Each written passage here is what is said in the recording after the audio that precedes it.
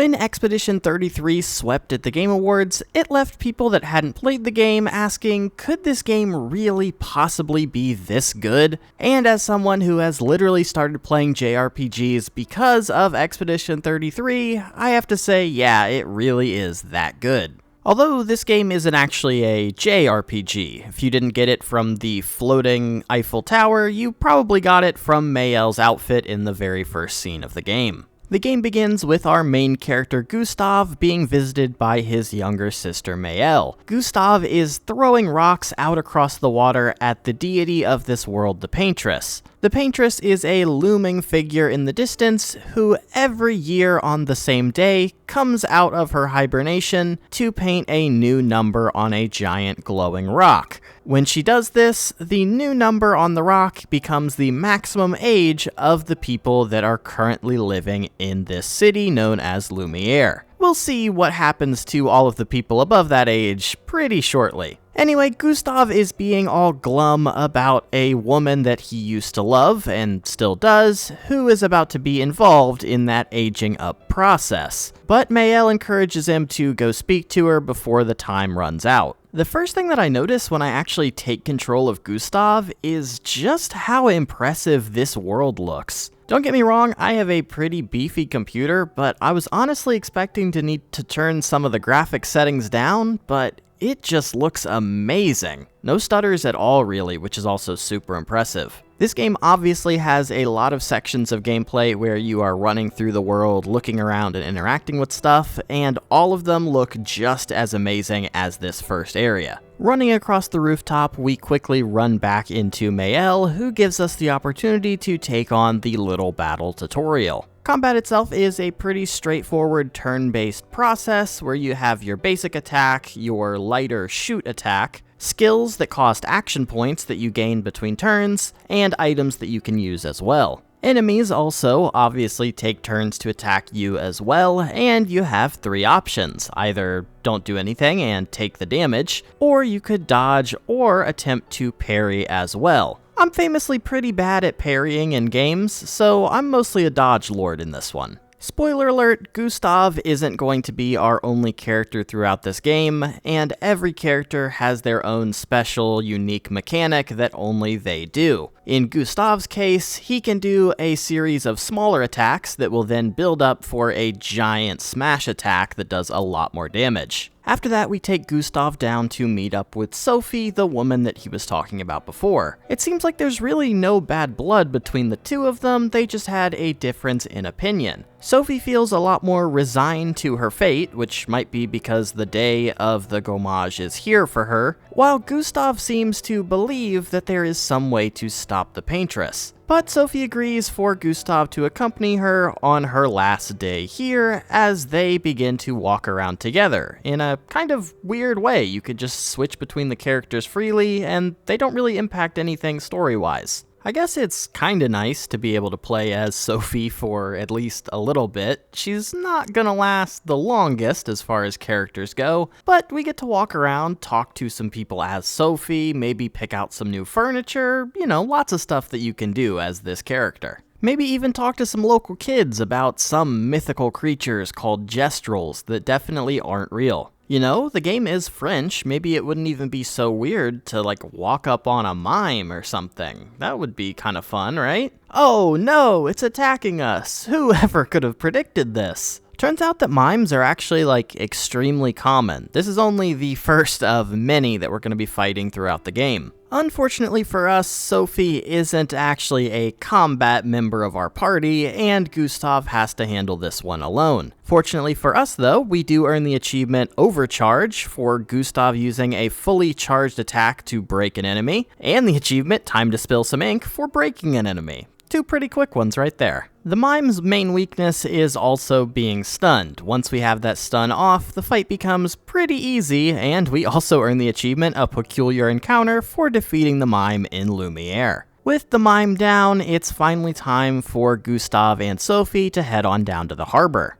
Down at the harbor, Gustav and Sophie look out across the water along with all of the other residents of Lumiere as the Paintress comes to life. The paintress rises to her feet and erases the 34 that was previously written on her monolith and adorns it with a new 33. With the paintress's count being ticked down to 33, all of the people aged 34 and older are now being eliminated, slowly turned to floating petals around us, and luckily Sophie is the last to go, so Gustav does get a couple extra moments. Maybe one of the saddest scenes in gaming. We see children losing their parents, couples disappearing, and there's nothing that anybody can do to stop it. Or at least nothing anybody has been able to do to stop it up to this point. It's kinda crazy Sophie didn't help us out in that combat, because clearly she has the soul of a fighter. She managed to last way longer than anybody else in all of Lumiere. Obviously, there's no stop in the gommage, at least this year, so Sophie is gone and Gustav is quite sad. Unfortunately, time continues marching forward. We don't really have time to rest. On the day of this gommage, it's time for the next expedition crew to prepare to head on out. Gustav obviously doesn't really feel like partying today, but you know, it's a good opportunity for us to learn about all of the people that we're going to be traveling with throughout this entire game. Who could possibly forget about all of those practical jokes that Alan plays on us? Ooh, I can't wait. I'm getting so excited just thinking about it. We meet up with another expeditioner named Lune, who seems to be our main guidance system for the trip. Expedition 1 made it to the monolith, and they're the only group with any survivors to actually return to Lumiere, according to our records. That's very interesting that they made it to the monolith and were able to return though, and didn't actually take on the paintress. We're so new into the game that the universe is pretty confusing at this point, but it's just an interesting point to think about. We also get a little inventory tutorial in the middle of the party where we learn that our characters have different weapons they can equip along with different skills they'll get by leveling up, and additional little perks you can gain called pictos. We're going to need to find all of this stuff out in the world, so it doesn't really matter now, but worth knowing about. We also take a little quiz from our buddy Antoine on Lumerian history, and we learn that our world broke apart 67 years ago as part of the Great Fracture. Oh man, if only they could have seen it coming. We get another quick chat with Maëlle down by the docks, where we try to convince her not to come on this expedition with us. Everyone else that's going out on this trip will be gommaging next year, so they only have 1 year left to stop the paintress anyway, no matter what happens. Maëlle is actually only 16, so she would have another 9 full years if she stayed in Lumiere. But she kinda owns us, and it seems like she's not down with that. She then literally owns me in combat. Turns out maybe she was going a little bit easy on me in the tutorial fight. We scuttle away, super embarrassed about that, and go meet up with our other sister, Emma. I don't know what it is with these people, but Emma is also trying to convince us not to go on the expedition, but obviously that's not going to happen.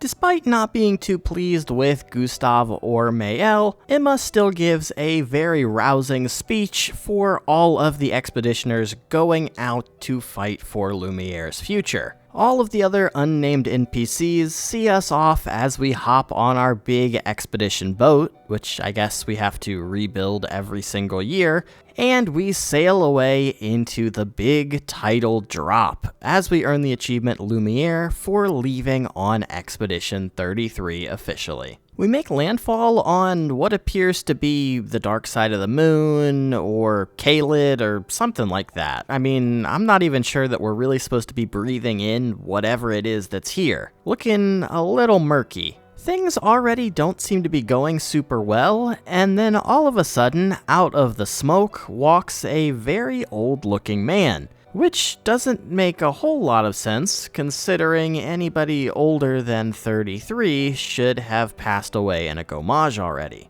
The expedition leader Alan is actually trying to ask him exactly that question, but it seems like the old man doesn't take too kindly to that, as he immediately reaches out and cuts Alan's head directly off. Obviously, the rest of the expedition then tries to run away and get away from this absolute machine, but he seems a little bit too powerful for our level 1 party. This is honestly such a gripping moment from the very beginning of this game. I definitely did not see it coming that we were all going to get absolutely obliterated. Some of the expedition crew managed to avoid the initial assault from the old man, but we are still in unfamiliar enemy territory, so it's only a matter of time before we all get broken up again. Our boy Gustav ends up all on his own once again as he gets absolutely palmed like a basketball like this giant hand creature. But before we see what happens to him, the screen fades to black and we enter into Act 1, Gustav. Gustav comes to sometime later, and obviously we are all alone. No clue what happened to the rest of our expedition party, no sign of Mael, and no idea where to go next. All that's really left for us to do is press forward and explore the spring meadows. Honestly, doesn't seem that bad considering that beach that we landed on seemed like Mars or something. We run into our first actual real-world enemy to fight, and it's this weird glowing blue automaton tree-looking thing. I wasn't expecting to just go out and fight people in this game, but I also wasn't expecting whatever this thing is. Continuing forward, we find an area with a ton of dead expeditioners, like way more than we brought with us on this journey, so who knows how long this old man has been standing guard for. Seems like quite a long time. Gustav finds a nice comfy place among all of the other expeditioners and uses his Lumina converter to create a gun in his hands. But just as he's about to pull the trigger, Lune appears beside him. Seems like maybe she could have given a little bit more of a warning, maybe not jump scared him, maybe accidentally get him to pull the trigger, but it's nice to have a friend. Hopefully he's not hallucinating her, or something like that. Gustav is understandably pretty down. He doesn't really feel like continuing on this journey already, but Lune gives him another speech about how they have to keep pressing forward. The motto of the expeditions is for those who come after. Every expedition is attempting to lay the groundwork for the next expedition to succeed. So, even though they were defeated right from the start, they've got to try to help the future parties as well. We head straight into another fight to go over Lune's battle tutorial. Lune is a very elemental-based fighter, and all of her attacks generate different elemental stains. These stains can then be turned in on other attacks to increase their power or give them additional effects. It's a pretty straightforward system, and she's mostly a support anyway, so you're probably not going to be doing that much attacking in theory,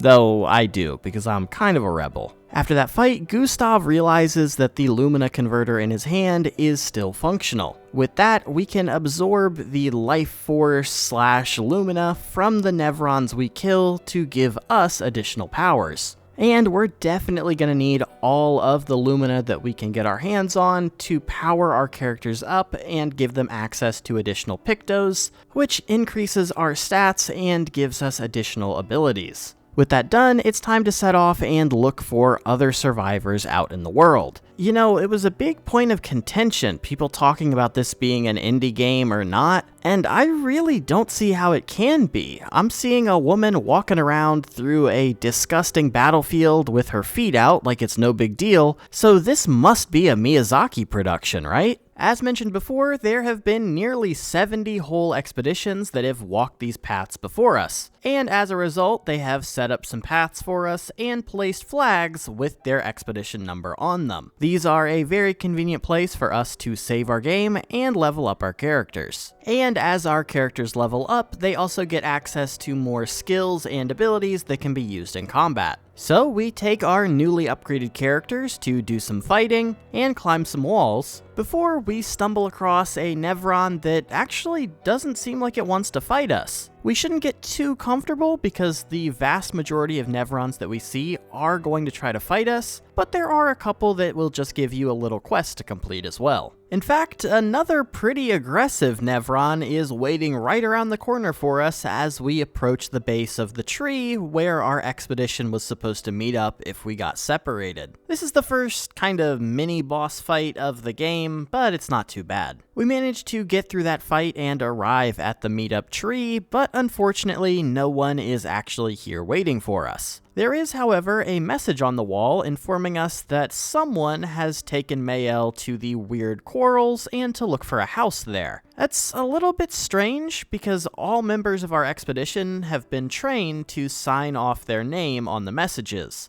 And also, how do they know about this weird little house? It all seems a little bit fishy, but protocol says we're supposed to wait at the meeting point 3 days before moving on, which is obviously what Lune wants to do, but Gustav kinda puts the pressure on, and Lune has no choice but to relent, and we're moving on. We also earn the achievement Spring Meadows for completing this first area. It's already pretty late in the day, so we decide to go ahead and make camp for the night. Something that's a little bit scary when you're in completely unknown territory, and clearly there are a lot of crazy people out here stalking you. But whatever. Gustav announces that once he finds Mayel, the two of them are going to return to Lumiere and this whole mission has just been a disaster. But Lune manages to convince him with the argument that it was kind of expected to be a disaster. People were expected to die on this mission, and the rest of our party being kind of obliterated isn't any reason to stop pressing forward. In the morning, we head off for the dreaded second area. Of course, every game gotta be the underwater level. All in all, this one isn't so bad, as we earn our 6th achievement, Paint Cage, right here. These are little optional side things where you can get some pretty decent bonus rewards for shooting all of the connected targets to a paint cage and then opening it up. Of course, pretty much every new area in this game also comes with a couple new basic enemy types that you have to start dealing with.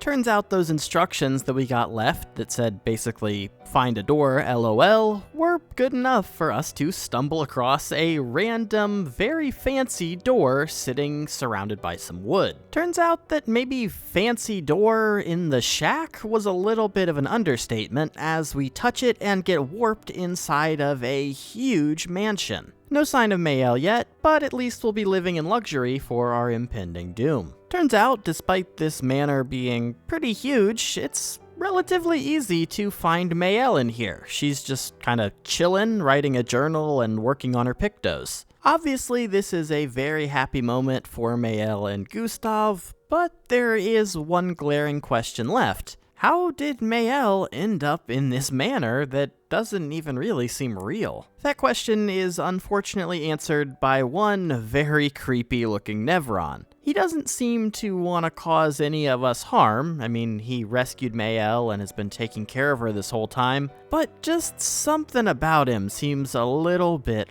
off. Maybe it's the lack of face, I don't know. Fortunately, he doesn't really seem to have a problem with us taking Mayel away from this place. In fact, he even offers us to do a little tutorial combat to learn what Mayel has to offer. Her moveset is kind of similar to the Watcher from Slay the Spire. Her attacks revolve around dancing between 3 different stances: defense, offense, and virtuous. Gotta be honest though, virtuous is really the one that you want. You get way more damage while you're in it, so that's gonna be our focus. We step back outside of the manor and we find ourselves exactly where we were when we went in, which was kind of surprising to me. But in pretty epic fashion, we meet a gestural trader named Noko. Gestrals are legendary creatures, modeled after paintbrushes if you couldn't tell, that the people of Lumiere weren't even sure really existed. Turns out Noko isn't a one-of-one Gestral though, turns out there is a whole village of them. And it seems like we might need their help in order to cross the next body of water to get to the Paintress. Noko recommends that we visit their village and talk to the chief named Golgra. While on my way to the village, my game suffered its first of a handful of crashes. I was praising the game for how good it looked and how well it was running previously, but I did have a couple of these crashing issues while I was playing. Only a handful, they weren't constant, maybe 5 in about 60 or so hours, so not horrible, but also not amazing. It's definitely going to take me a little bit to get used to playing as Mayel, but we're definitely starting to get things down as Lune, as we earn the achievement Perfect Flow for consuming stains 4 turns in a row. We run into another mini-boss-ish fight with this Bourgeon. This guy has a pretty interesting attack, which involves swallowing members of our party and fully removing them from combat. We can't revive them even with an item. This led to the first instance of a weird phenomenon I experienced while playing this game. Every time I picked up a new character, I basically couldn't dodge with them from any attack at all, unless it was in a clutch moment where the rest of the party was down. Then I started to be able to dodge everything, and they would inevitably win the fight, which is exactly what happened right here.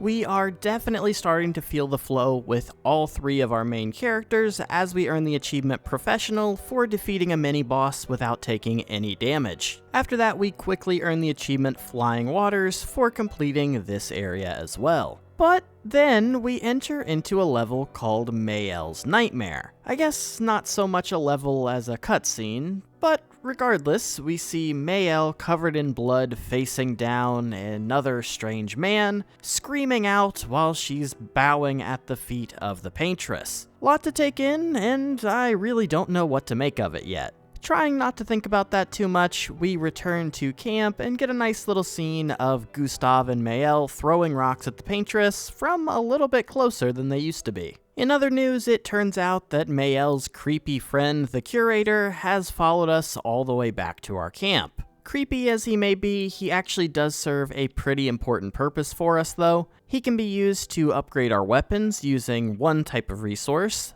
and we can use another type of resource, Lumina, to increase the amount of power that our characters have. And for doing it the first time, we earn the achievement Lumina. We can also grab one more achievement in camp tonight, Curious, for witnessing an optional scene in the camp. There are a ton of these every time we finish a chapter and go back to our camp. There are a lot of different conversations that we can have with the other characters in our party, some of them being very story relevant, and some of them are just a little bit of fun. Now is probably also a good time to mention the little area that we need to explore between the levels that we actually need to play to progress the story. We go into a bigger, more wide open map where we can run between different level entrances and also do some fights in this open world and find new items as well. Definitely a much quicker way to get around than running through the levels normally. Now that we know about the Gestrels and have access to a new piece of the open world, we can also start participating in some new Gestral areas, like the Gestral Fighting Tournament, where you do a series of 1v1 competitions and get some pretty powerful pictos in return, as well as the first Gestral Beach, an area set up to be extremely annoying. These are a bunch of different types of minigames. There are several of these beaches, the first one being a kind of weird parkour section. I decided to do it with Lune because she doesn't touch the ground when you sprint with her, so that seems like a huge advantage, right? That's all side content though. The main event is us heading into the Ancient Sanctuary area, as we were told this is what leads to the Gestral Village. It turns out that even though we were invited here, seems like Noko maybe didn't spread the word to all of the other Gestrals. They climb inside of their big fighting puppet machine to try to prevent us from getting to the village. Luckily, this guy really isn't as tough as he looks. Luckily for us, the Gestrals really respect people who are good at combat, so once we bring down their ultimate defenses, they have no problem letting us pass by, and we earn the achievement Ancient Sanctuary for completing this area. The Gestral Village is kinda sick, honestly. I don't know what I was expecting,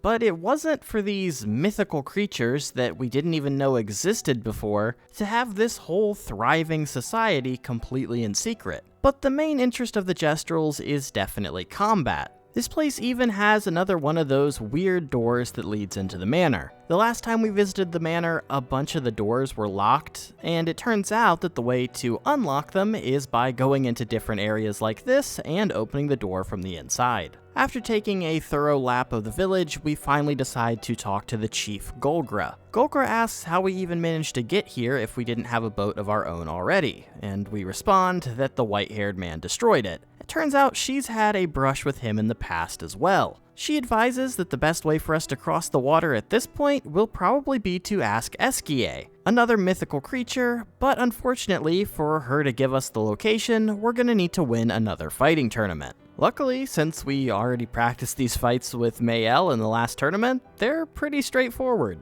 After a couple rounds, it's time for us to face off against the Gestrel champion. But it turns out that the Gestrel champion isn't a Gestrel at all. It is another member of Expedition 33 named CL. Kinda crazy, none of the Gestrels that we had talked to up to this point mentioned another human recently passing through. But whatever, I guess CL's plan after the rest of the expedition died was just to hang out and ride it out here in the Gestrel village. I mean, I could think of worse places to go. On the beach at the hands of some old man, for example. The Gestrels still demand to see a little bit of blood, so they want the combat to play out anyway. But, unfortunately for CL, Mayel is a little bit more powerful than she is. One counter and she goes down. Oof. CL is probably the most complicated character to play in the game. She has some skills that apply sun charges and some skills that apply moon charges. You also need to be stacking foretell on the enemy, and once they have sun and moon charges on them at the same time, you enter a twilight state. She's a very cool character. It doesn't really matter unless you're playing the game, but whatever. Golgra gives us the password to access Eskie's cave, and we earn the achievement Gestrel Village for completing the Gestrel Village area.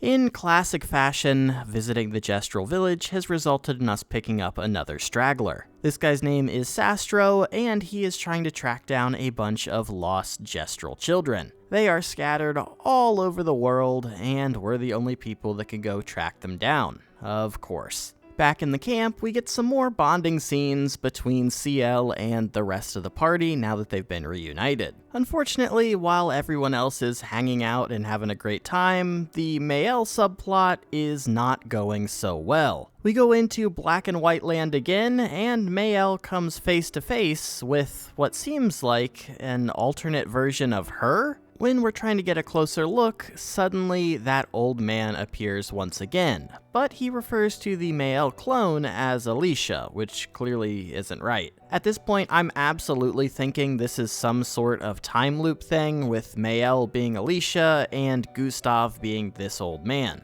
The old man tells Mayel that everything that is happening is all her fault, and she doesn't even know it. Things will only get worse from this point forward, so she should take everyone back to Lumiere and enjoy their final year together. Mayel returns to the land of the living and tries to tell the rest of the party about what she just experienced. But obviously it's a lot to take in, and honestly, Mayel's been through a lot and she's pretty young. I mean, this could really be anything. You know how kids be. Mayel realized 1 week out here she won't have access to TikTok, so we have got to get back to Lumiere. Obviously, we're not going to let one warning from a scary old man completely stop us from progressing though, so we decide to go on ahead to Eskie's cave and see what we can make happen. This is also the first time I put together my ideal team in this game of Lune, Mayel, and CL. I alternate between people trying to keep everybody around the same level roughly, but this is definitely my ideal team of 3. Once we reach Eskie's nest, in he flies and we get to meet the most lovable character in the game by far, Eskie himself. This giant guy is very nice, but weirdly he seems to know CL from somewhere. We won't focus too much on that though. We decide to cut right to the chase and ask Eskie if he will help us with our goal of crossing the water. He tells us that he's strong, but not strong enough to carry all of us.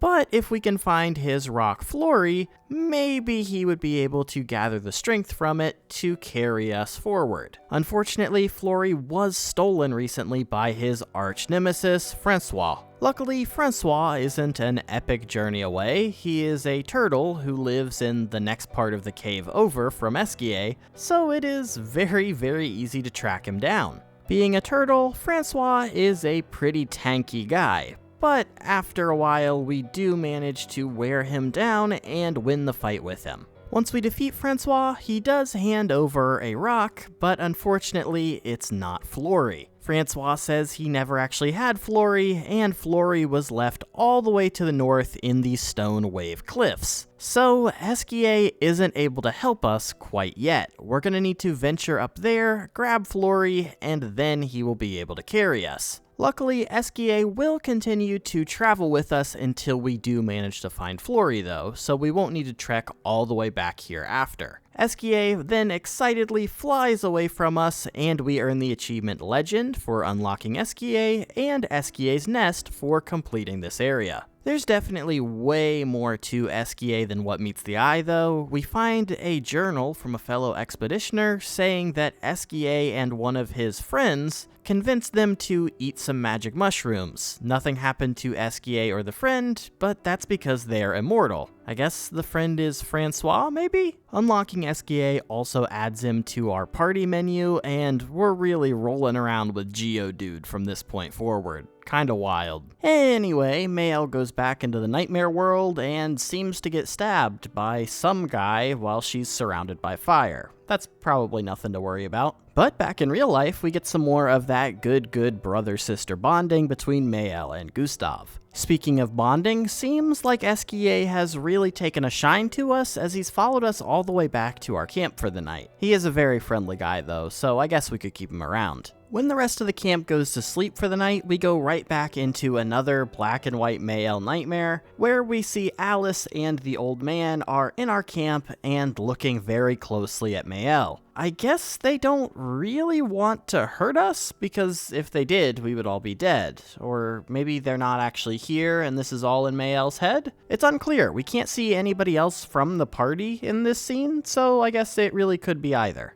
Back in the real world, it's finally time for us to head on over to Stone Wave Cliffs, where we see a giant Ferris wheel that apparently was used by Expedition 50 to roll across the world, according to Gustav at least. In his excitement to be here at the Stone Wave Cliffs and finding Flory, we get a little bit of a hint as to what Eskia's power really is. He gets huge and absolutely obliterates a giant Nevron with no effort. Seems like he probably could carry us if he wanted to, and maybe he's just using us to pick up this rock for him, but still, you saw what he did to that thing. I don't want to get on his bad side. Honestly, other than that giant Ferris wheel, the most interesting thing I find here is this miniature statue of the Paintress. Kind of bizarre given what we know about this world, that someone was praying to her at some point, I guess? But maybe this was before the fracture? The quest to find Flory takes me places that I wouldn't even go with a gun, such as walking down a pitch black valley where lamps on the ground are being lit up as we walk past them.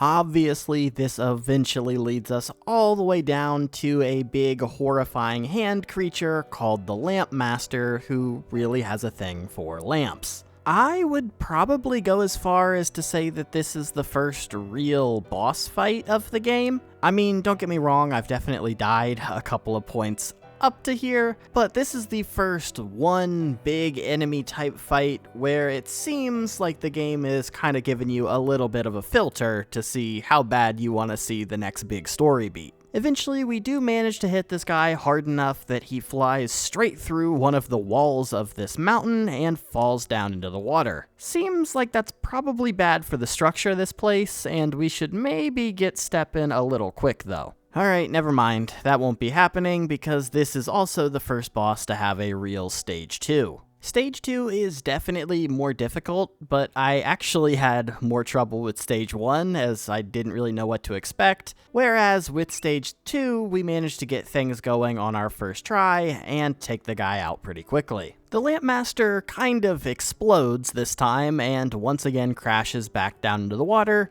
and we're just gonna assume he's not gonna come back for a Phase 3 this early in the game. And wouldn't you know it, the Lamp Master was actually the one guarding Flory all this time. CL managed to find it and feed it to Eskia, so now we have the ability to sail on him. Seems like things are really starting to turn around for our party. I'm sure that won't be reversed pretty quickly. Lune and CL take the plunge down to Eskia waiting on the water below, as Gustav and Mael decide to hang out and look at the Paintress once again from a yet still closer position. Gustav decides to take a moment to find the perfect rock to throw at the Paintress from this new position. And this leads to one of the most intense scenes I have ever seen in gaming. Gustav is explaining what's the perfect rock all about as he gets stabbed in the back by that old man from the beach. Mael's face is covered in blood. I seriously could not believe it when this happened. Gustav is dying in front of Mael, and she's trapped in some sort of energy bubble as the old man has finally decided to strike for real. Mael is clearly trapped and begs Gustav to just run away with the others, but that's not gonna happen. Gustav is already pretty wounded, so he decides that it's time to stand his ground and try to fight against the white-haired man once and for all. Seems like just maybe this is one of those fights that you're not supposed to win yet though, because we're not doing any damage at all to the old man. Even hitting him with our strongest attacks on Gustav, he still doesn't really mind. He also isn't attacking us though, which is kinda interesting. Meanwhile, down below, Lune and Ciel have realized there's some sort of fight happening up above, just as the Lamp Master emerges from the water once again, so now we are split 2 and 2 in 2 separate combats. Eventually, Gustav decides to pull out all the stops and use an attack we didn't even have access to, channeling power through his fake arm to one-shot the old man. Though, gotta be honest, I got a little suspicious when we gained 0 XP for that combat. Gustav manages to knock the old man away, but unfortunately, it costs him his arm in the process, which honestly doesn't seem like a great trade given that Mael is still in her bubble, so this guy is definitely still kicking around somewhere. At least Gustav has a quick moment to say goodbye to Mael.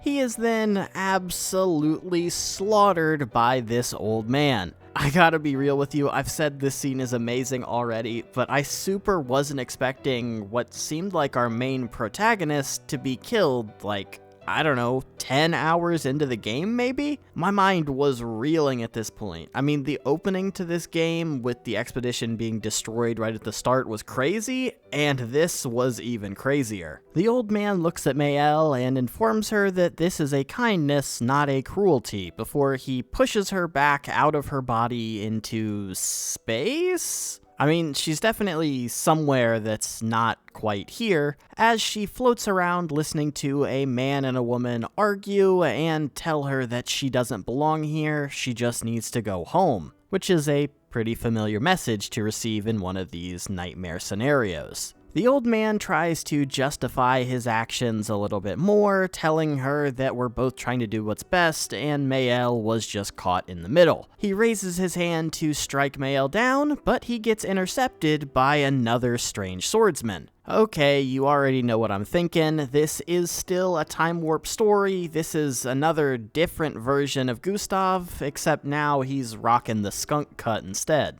It's clear that the old man and skunk hair have some sort of history. The younger guy is saying to leave Mael alone, while the old guy is saying that he just wants his family back, and they've all been ripped apart. So maybe this isn't a time warp story, maybe this is about some greater plan between these guys. We also learn that Alice is here and watching as well, so she is a real person. We hadn't super seen her in real life yet, so I wasn't sure, but now we know. Skunkhair then stands Mael up and tells her to run away with her friends. By the way, Lune and Ciel managed to take down the Lamp Master on their own. They don't even need me, we're just playing this game on autopilot. I was kind of expecting these two guys to continue brawling after Mael left, but it seems like Skunkhair is more aligned with our party, saying that she'll never paint again, while looking out at the paintress. Seems like the perfect opportunity for the old man to attack him while his back is turned, but he just decides to walk away. By the way, we also earn the achievement Stone Wave Cliffs here for finishing out the area. Perfect timing, just what I wanted to see.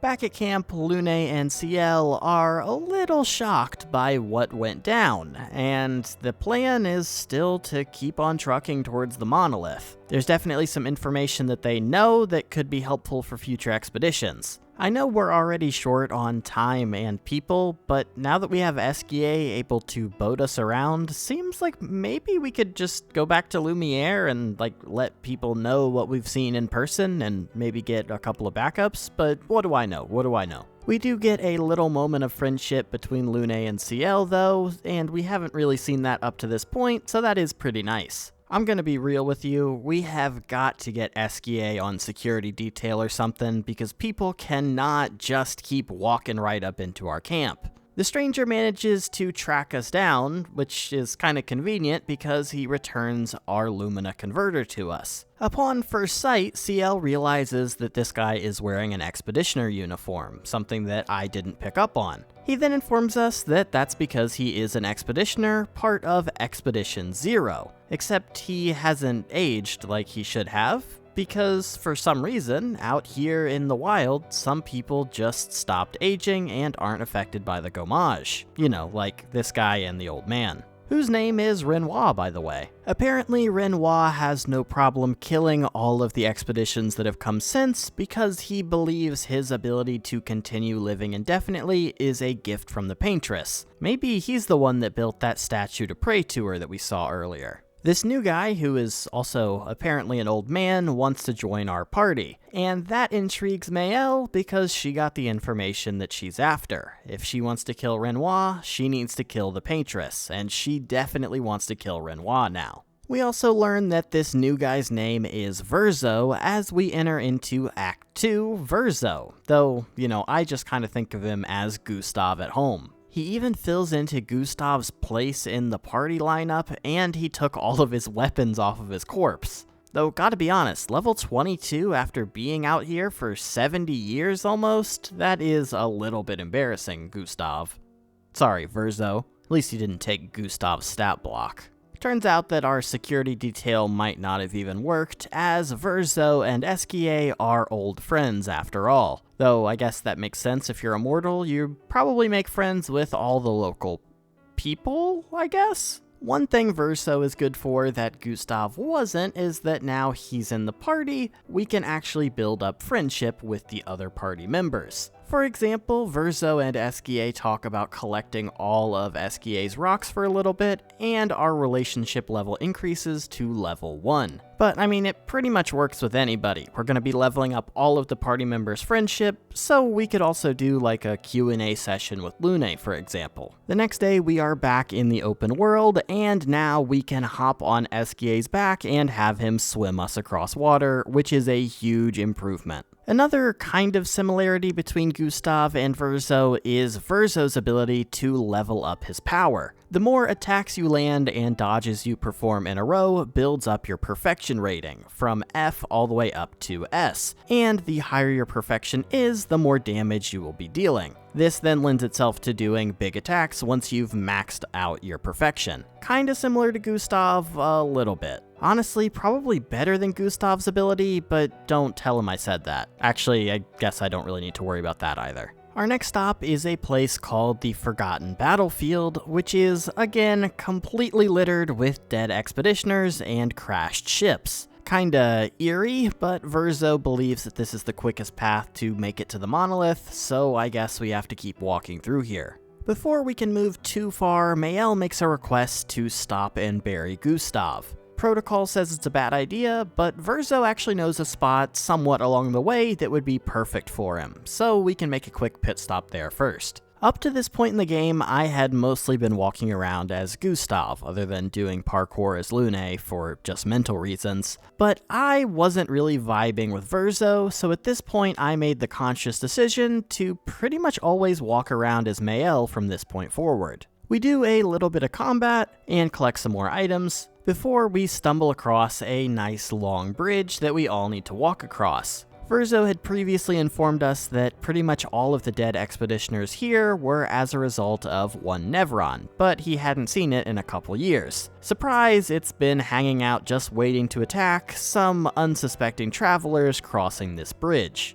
Maëlle drops down into the valley below the bridge, surrounded by a river of blood and a ton of corpses. Seems like a great place for her to be, given what she just went through. Luckily, the whole squad fell down into the valley with us, so they are able to get us all patched up and back into the fight. This combat with the duelist is definitely a boss fight. I would say maybe a little bit easier than the Lampmaster. It's hard to make a direct comparison between bosses when their movesets are so different, and my party is constantly changing, but I would say it was probably a little bit easier. We even get a solid confirmation that this guy is dead when Verzo and Mael team up to do a super sick duo takedown. Despite Verzo not being in our party during this fight, and honestly, despite duo takedowns not really being a thing in the entire rest of the game. With the duelist down, we are able to make our way to that clearing that Verzo was telling us about, an area with a lot of other gravestones, including some from Expedition Zero, which might make sense why Verzo knew this place existed to begin with. Mael gets to say her goodbyes, as does the rest of our party, but as one falls, the rest must continue.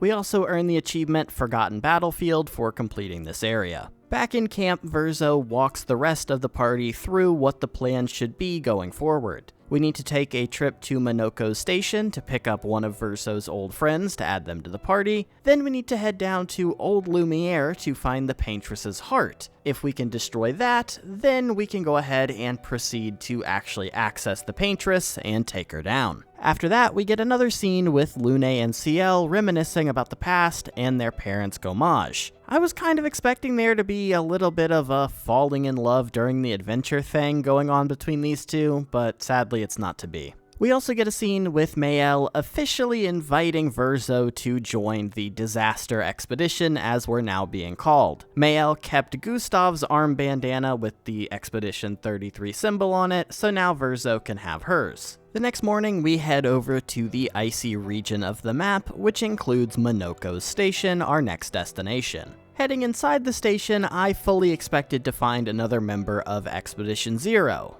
But it turns out that Verzo's oldest friend Minoko is actually a Gestrel. He definitely has a lot of Gestrel-like qualities, but he's just a little bit different from the rest of them that we saw back at the village. Honestly, his build and the way he moves around kind of reminds me more of an orangutan than the Gestrels that we've seen previously. He is pretty similar to the Gestrels in the way that he loves to fight though, which is great for our party, but a little bit frustrating when we're trying to recruit him to the gang and he just wants to brawl instead. Right after our combat with Minoko ends, Noko comes running in yelling about Nevrons showing up, and we also learn that Minoko is Noko's dad? I guess we probably could have guessed that from the names, huh? The attacking Nevron in question is pretty fitting for this ice area that we find ourselves in. And now that our party is nice and tired out after fighting Minoko, we can be the ones to fight this Stalact, learning a couple of new ways to dodge attacks before we finally take him down.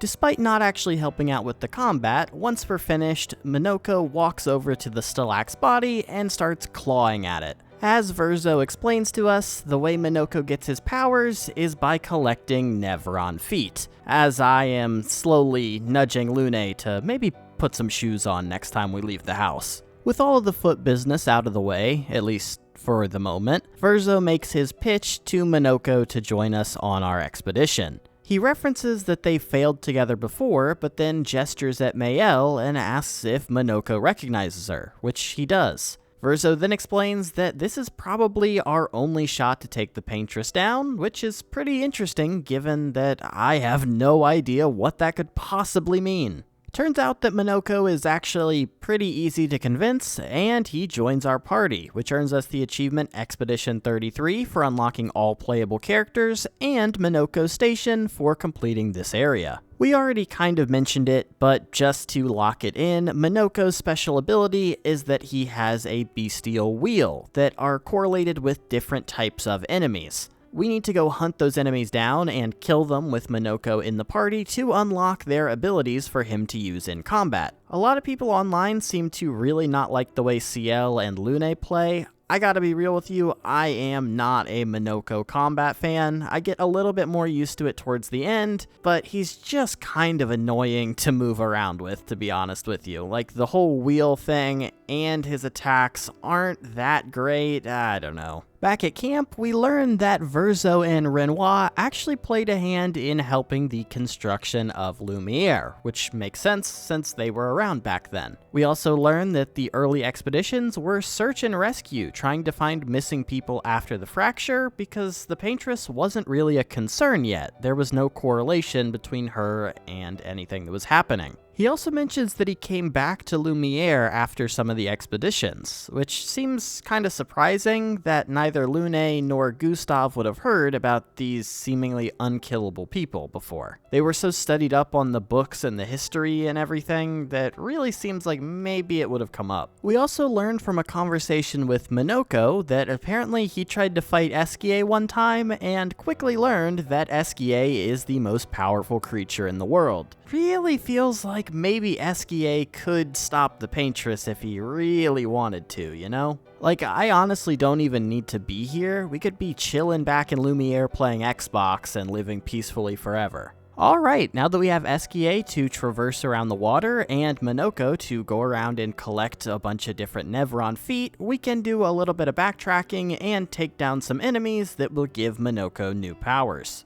Game crash! While backtracking for Minoko, we also do a couple of boss fights that were optional before and would have laid us straight out, but are definitely doable now. And while working on those, we managed to get Verzo all the way up to S rank to earn the achievement Perfection. And of course, it's also time for the next Gestrel Beach, which is literally just a going up clone. There are so many videos of people playing these little Gestrel Beach areas that are being used as gotchas for why this game couldn't possibly be that good, and honestly, they kinda have a point with that one. Why is this in here? It's so random. Once we've collected enough feet for Minoko, we decide it's time to move on to the plan and head to Old Lumiere, where Minoko decides to show off and knock down a building in our way, which knocks all of us unconscious. Even though it really doesn't make a whole lot of sense that we would be, our party gets split up at this point.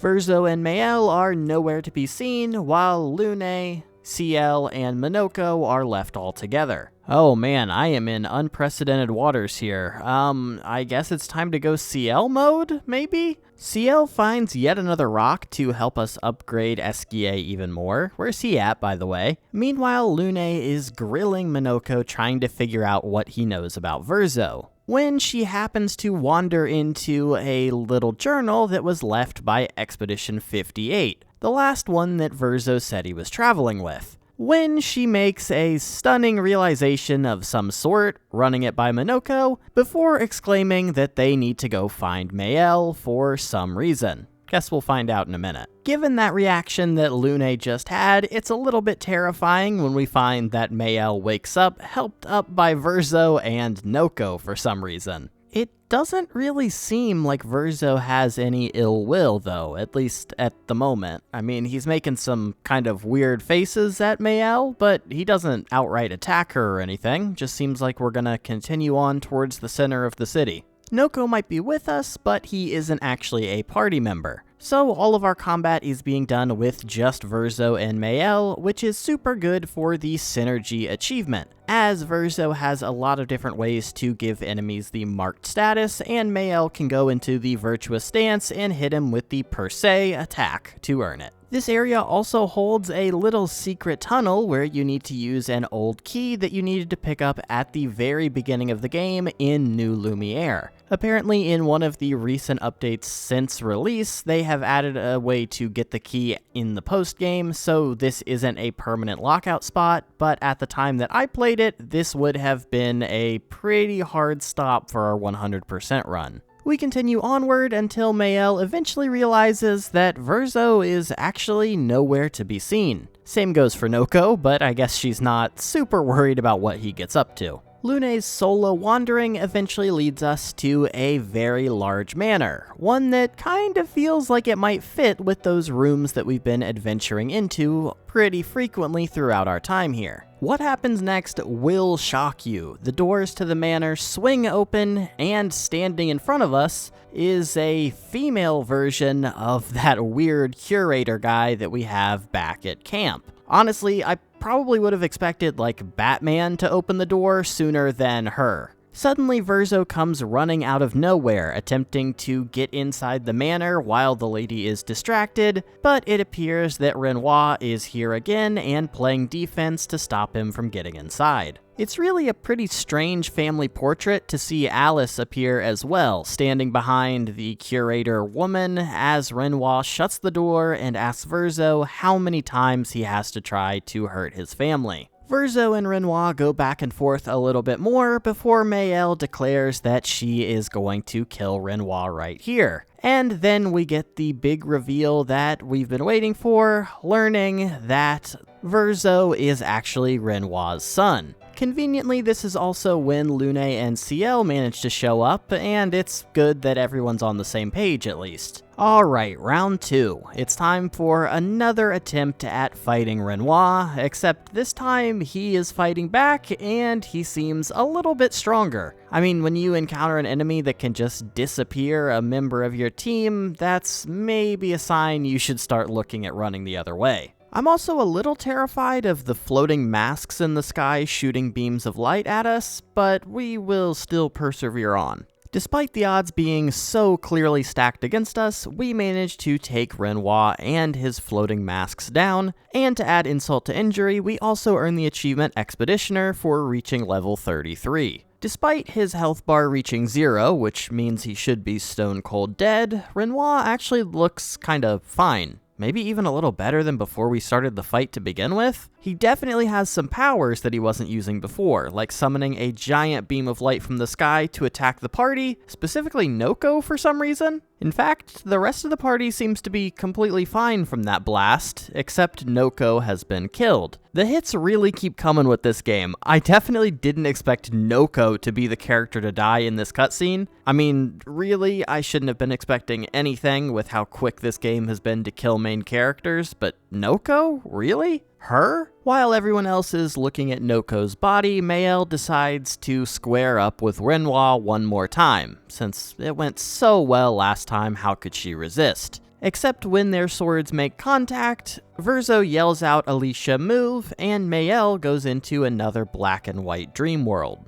In Black and White Town, the only people allowed to move are Mayel and Alicia. They finally come truly face to face, and we get to see when Alicia removes her mask for the first time that her face appears to be severely burned. Mayel tries to get some answers out of Alicia as far as what's going on here, but Alicia returns to the now burning manor before it pops out of existence, bringing her and Renoir with it. Verzo is a little bit mad that they managed to escape, but I'm kinda relieved because they were kinda beating us up and down the street. At least we earned the achievement Old Lumiere for completing this area though. Back at camp for the night, spirits are understandably fairly low. We get the blow-off between the party discussing exactly why Verzo didn't let the rest of us know that Renoir was his father. But now it's out in the open, there's no going back. We all know, and we kinda just need to accept it and keep moving forward because Verzo is our only path forward to actually kill the Paintress. Moving on to the next order of business in the form of dead Noko, we learn that Gestrels practice reincarnation.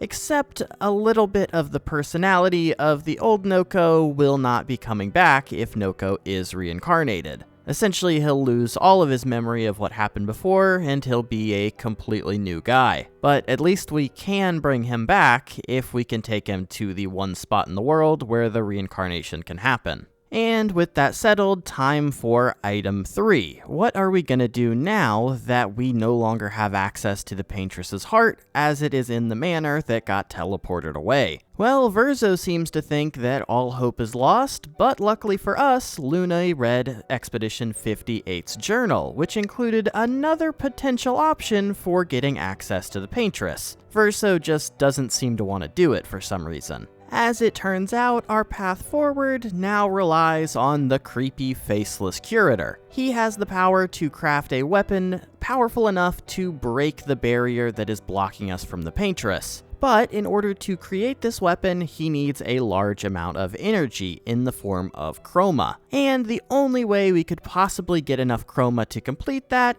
is by killing 2 out of 3 possible axons that rule this world. kind of mini bosses to get to the Paintress, you could say. They are extremely powerful and extremely dangerous. Verso and all of the prior expeditions have been unable to take them down, but, maybe they've done just enough chip damage that we can come in there and finish the job on both of them. Doesn't seem too bad. Verso still isn't a fan of this plan, but unfortunately, death is coming anyway. Our time is limited, so we may as well give it a shot. Once we have our path forward settled, we can start doing our regular nightly camp activities, such as meeting with the other members of the party, and learning a little bit more about Mayel's upbringing, including her parents go-maging when she was only 3 years old, and her bouncing around between families until ending up with Gustav and Emma after that. We also get a little more information on Verso. Probably could have figured it out by this point, but it gets confirmed here that Alicia is his sister. We also learn that she was trapped in a fire at some point, which explains her always wearing the mask and never speaking.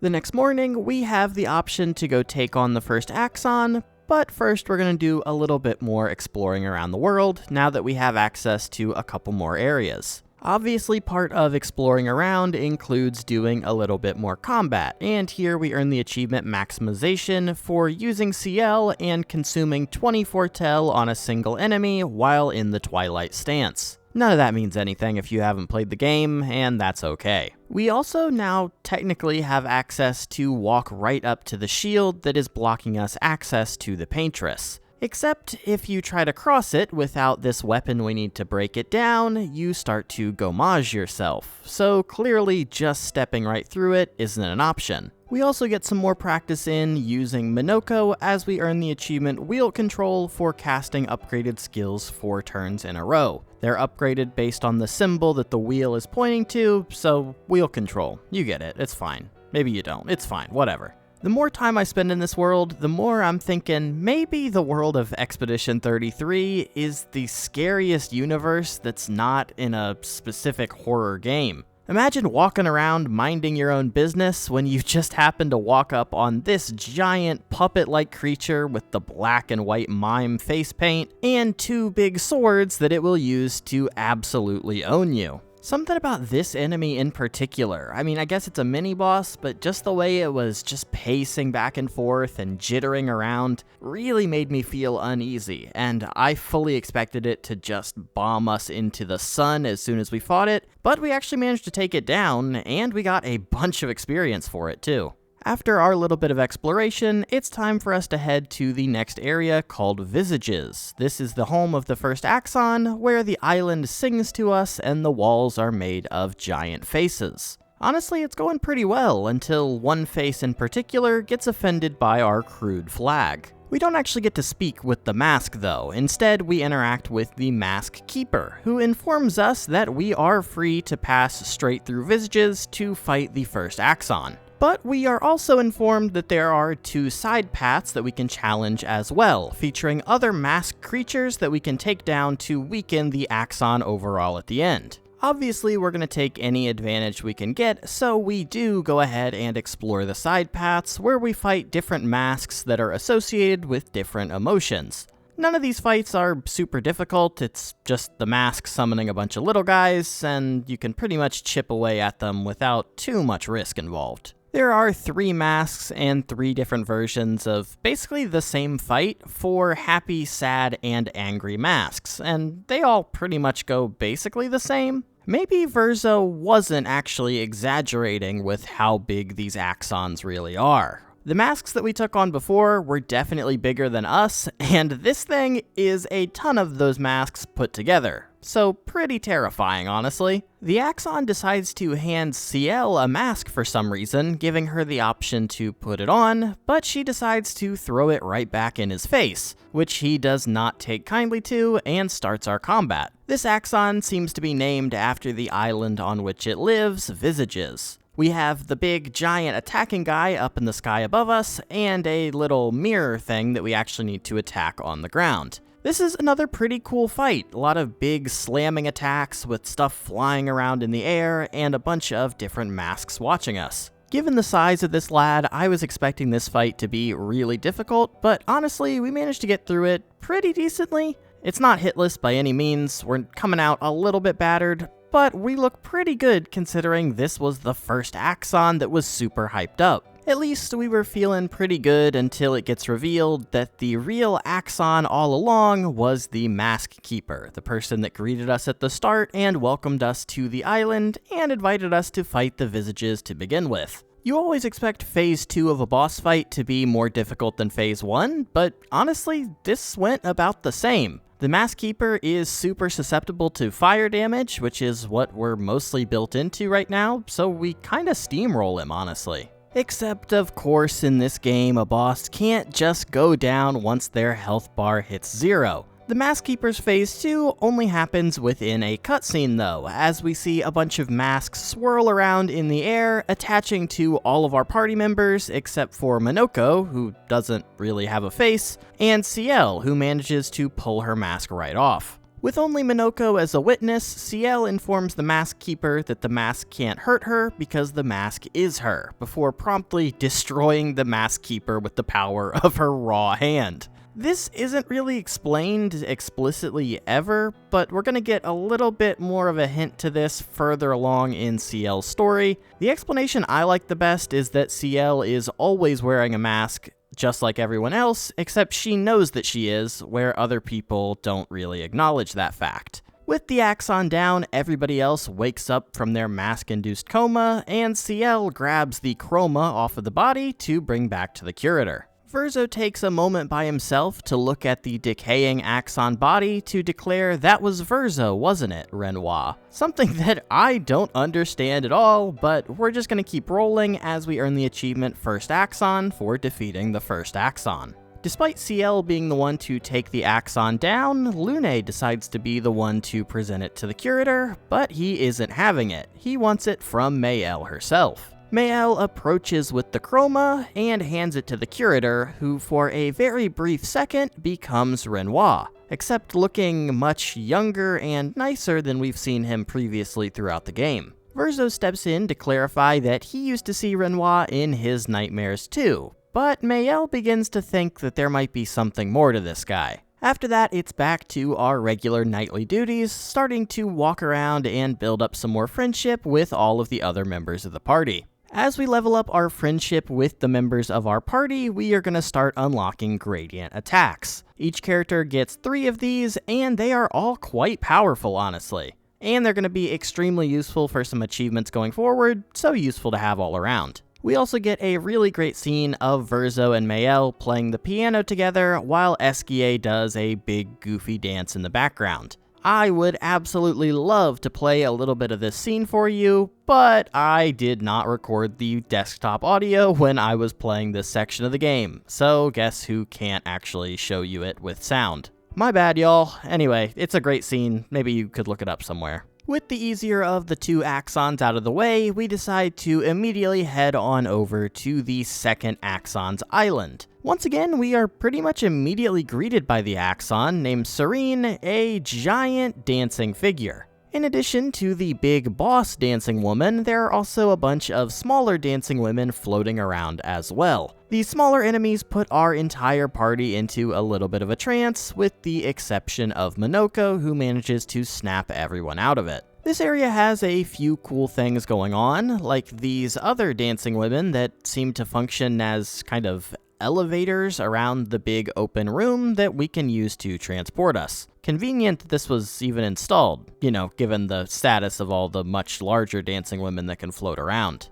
I guess maybe the lady elevators make it a little bit more OSHA compliant or something. This area also has the legendary Expedition 67 flag, only a little bit late on that meme. This place also has some pretty sick fights where we can pretty much one-shot the majority of the small enemies, so fights go very quickly and are super fun. Carpet room. Duh, Crashy. The game threw everything they had at us, but even the game crashes won't stop me from coming down here to take on Serene. We already know that Serene can play tricks on our minds and convince us to see things that aren't really there, but for some reason we walked right into it not expecting anything like that to happen, as we see our party members fall into a trance and begin seeing images of the people in their lives that they've lost previously. We see Lune's parents for the first time, Gustav once again, Ciel's husband and child, who we didn't know about, and even Noko returns, despite Minoko not being able to be transfixed previously.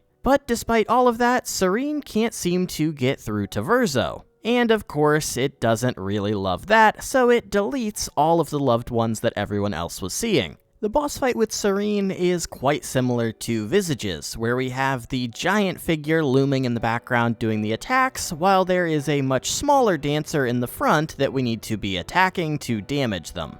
This fight has all of the staples, a big enemy slamming the ground over and over again, and smaller enemies trying to fly in and steal our teammates. But we managed to persevere and chip her down. As previously discussed, enemies in this game don't just go down, so Serene decides to hit us with one more brain blast, knocking the party down. Except for Lune this time, who manages to power through the siren song, and the siren seems to select her. Kinda similar to Ciel's fight back with the Mask Keeper, I don't have a great explanation for why Lune was unaffected here and the one chosen to take down the Axon. My thought was Lune is extremely logical, so maybe she was able to see through the siren song, seeing how close they were to taking her down, and power through it. But she appeared to be exactly as driven by the siren as the rest of the team did back in the 2 prior times that they were mind-controlled.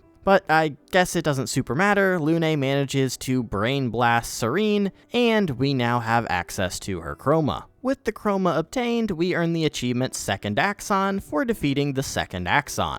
Back at camp, Mael gets the script at this point, handing the new chroma over to the curator before she goes back into black and white mode. This time, Mael is greeted by the floating woman-like curator that we met back at the manor, but only very briefly as she quickly disappears. Anyway, we'll just breeze right on past that, as the curator now has enough chroma to create a weapon strong enough to pierce through the Paintress's barrier. Mael quickly takes the Sharpness 5 diamond sword that will surely be extremely useful for us going forward. I was definitely super expecting us to go into another dream world here, but everything seems to be going okay. Back to bonding with our party members, Verzo tells Lune that both of his parents were widely respected artists, which put a lot of pressure on him growing up. Verzo was also an artist, but not the kind that his parents were. Music is his main passion, as is Lune's. That might be another reason why the siren song didn't affect Lune, but again, she was affected at the start, so I don't know. After that, our party all gathers together, celebrating the success that we've had so far, and looking forward to breaking through the Paintress's barrier tomorrow.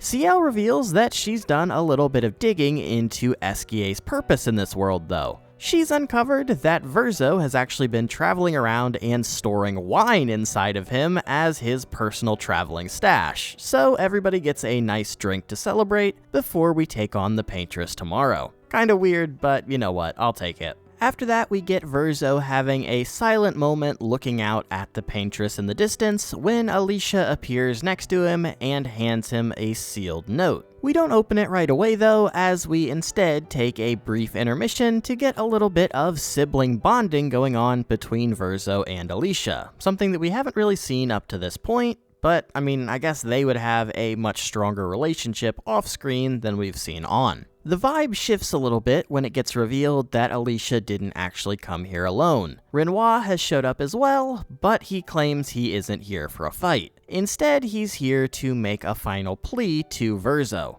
As the party has succeeded at all of their goals up to this point, if they do manage to kill the Paintress, all of our lives are at risk. Even more specifically, Verzo, Renoir, and Alicia, as their lives have definitely been prolonged by the Paintress existing. Renoir's argument kind of makes a lot of sense when you think about it. While these three have been granted eternal life, that also comes with a lot of despair and tragedy to their lives. But taking down the Paintress will also leave kind of a void. No one knows exactly what's going to happen if she's not here painting to keep people alive as well as dead. I guess we'll have to see though, because this expedition is going to keep plunging on ahead. The next morning, the party heads on down to the base of the monolith. With the barrier breaker in hand, Mael jabs it directly through the barrier, shattering it, and finally giving us access to the monolith and the paintress inside.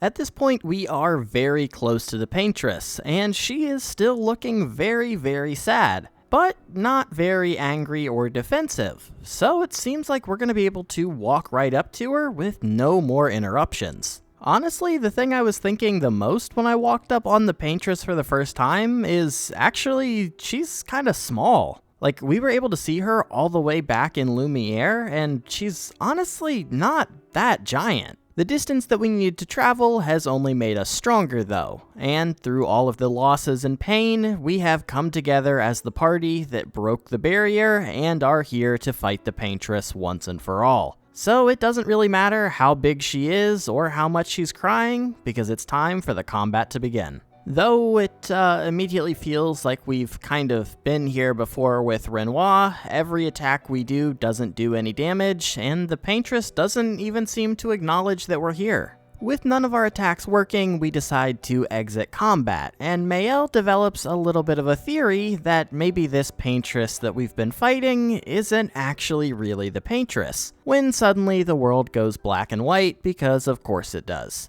The whole party, with the exception of Verzo, briefly catch on fire, before the female curator reveals that she was just playing a practical joke on us, and opens up a rift for us to follow her into the inside of the monolith. And of course, we earn the achievement Monolith for going inside of the monolith. My first reaction inside the monolith is that it's actually kind of beautiful in here. There's trees, there's grass, there's flowing water. The only real problem are the Nevrons that are still hanging around, which is also kind of surprising. I didn't think there were going to be just little regular enemy guys hanging around, but they're easy enough to kill, so whatever. The monolith is cool for a lot of reasons. One in particular that jumps out immediately is that as you go through the different areas of the monolith, they kind of mirror the different areas of the game that we explored as well. They even have gestural technology here in the monolith, which is definitely unexpected. It was also kind of surprising to me to learn that previous expeditions have been here as well, placing different anchor points along the walls, as well as expedition flags that we can use to power ourselves up. I expected the monolith to kind of just be blank and empty, but there's actually a lot of signs of life here. Apparently a lot of the prior expeditions have managed to make it this far as well, but something stopped them from taking down the paintress. I mean, okay, come on, they even have a full replica of the train station, including a working train that can take us back to the replica of Lumiere. Like, Monoco's station didn't even have that. That is absolutely ridiculous. Being back in Lumiere feels a little bit weird. I mean, obviously this isn't the Lumiere that we're used to, but it feels very similar. Except this time, there are a lot more enemies roaming the streets than before. No mimes in sight, but there are some scary soldier-type creatures. We honestly make it through Lumiere pretty quickly. I mean, we're just on our way outside of the city when we notice the giant floating black ball of energy. You know, you remember from the beginning of the game. You remember, you were there. Wait just a minute, that isn't any ordinary ball of black light. Instead, it's Renoir and his wife, and they're absolutely huge! We just kind of look at the big figure in the sky for a little while before the man himself comes strolling out to greet us, as we probably could have predicted he would. Verzo declares that we are in fact still planning on killing the paintress. Renoir is still trying to reason with Verzo though, talking about losing his son previously, but refusing to lose Verzo now when it really matters. As Renoir continued to rant and try to get inside Verzo's head, I was very concerned about a potential Verzo heel turn at this point, but it seems like Verzo is gonna stick with his guns and stick by us, as it's time for our real final showdown with Renoir. It's kinda crazy that every time we fight this guy, he seems to have learned a bunch of new tricks. Like, okay, I get it, he's been around for a while, he's had time to learn the trade. But you think he would have busted it out when we were on the boat at the very start of the game, instead of waiting till now, the last possible moment, to take us all down. I mean, come on, man. What kind of anime stuff is this? Oh yeah, the dude just happens to have a lion made out of electricity that he can summon that, oh, by the way, can just heal him back to full health. Yeah, I bet he opened Exodia too. Uh-huh. Anyway, despite all of that, we managed to get his HP all the way down to 0, and you can probably guess just how much that actually impacts the story. Nope, okay, maybe we actually got him this time. He is very bloodied up. Just kidding, you can't make it up, folks. A bunch of white flower petals have descended from the heavens, landing on Renoir, giving him enhanced abilities to stand back up once again. This guy just will not go down. Renoir decides to come for Verzo once again, saying that Mael isn't his family. His family is himself, Alicia, and his mother. And if he proceeds in killing the Paintress, he will be destroying all of them with nothing to gain. Renoir declares if they're all gonna die anyway, that we may as well celebrate the second destruction of the Descendre family before hitting us all with the Black Beam Mind Blast. All hope seems lost once again until out of nowhere with a steel chair comes the Curator with the final save. He comes face to face with Renoir, who tells him that Verzo is all he has left of his son, and destroying the Paintress won't bring his wife back. These pleas don't seem to work any better on the Curator than they were on Verzo though, as the Curator takes Mael's hand and their combined power allows them to gommage Renoir together. And finally, he is down. I mean, surely there's no coming back from getting turned into a bunch of flower petals, right? CL seems to be the only person currently worried about getting an explanation for what all of the things Renoir was saying actually means, but Verzo decides to feign some innocence, which he definitely doesn't have. We really don't have much time to linger on it though, as what every single expedition has been working towards is finally coming to fruition. We stand here as a party ready to take down the Paintress. First though, we need to throw down our expedition flag and go back through all of our character abilities, because this is going to be the hardest fight we've done up to this point, and we need to be ready for it. As we approach the end of our expedition, we approach someone that doesn't really look like the giant Paintress figure we've been looking out at every single night. Instead, we see that it is the female Curator standing alone by a cliff face. Lune makes the connection that Renoir was just talking about the Curator not being able to get his wife back, and the Paintress standing before us definitely looks like the Curator, so that must be his wife. In a shocking twist, the Paintress can actually speak, saying "you've come back" while walking towards Verzo. Except it seems that the Paintress is less interested in Verzo and more interested in Mael. She seems unconvinced that Mael is actually here standing before her due to the fire. The Paintress seems to be pretty convinced that someone is playing another trick on her, saying that Mael is not her Alicia and Verzo is not her Verzo. She exclaims that we will not take this canvas from her, and it's time for our final showdown with the Paintress. One thing you'll learn pretty quickly when fighting the Paintress is that she loves to summon some void meteors that will rapidly attack all the members of your party if you can't get out of the way. It's definitely less extreme than the lion that Renoir pulled up with, but it's still a little bit frustrating. We get the Paintress's health bar pretty low before Lune hits a big gradient counter, taking her even lower and removing us from the fight. Notably, her health doesn't hit 0, and we don't get a victory screen. She is down on the ground when we come out of combat, but I'm afraid we're gonna need a bigger boat. We suddenly see the giant, earth-shaking figure that was the Paintress we've been looking out at after all of this time rise to full height to represent the smaller version of herself, and this seems like it's gonna be a pretty big problem for a team like us. Luckily for us, Esquier has been waiting close by, not actually helping, just waiting. But now, because we have found the rock named Sori, Esquier can consume that and gain enough power to lift all of us up into the sky, and we can take the fight to the Paintress.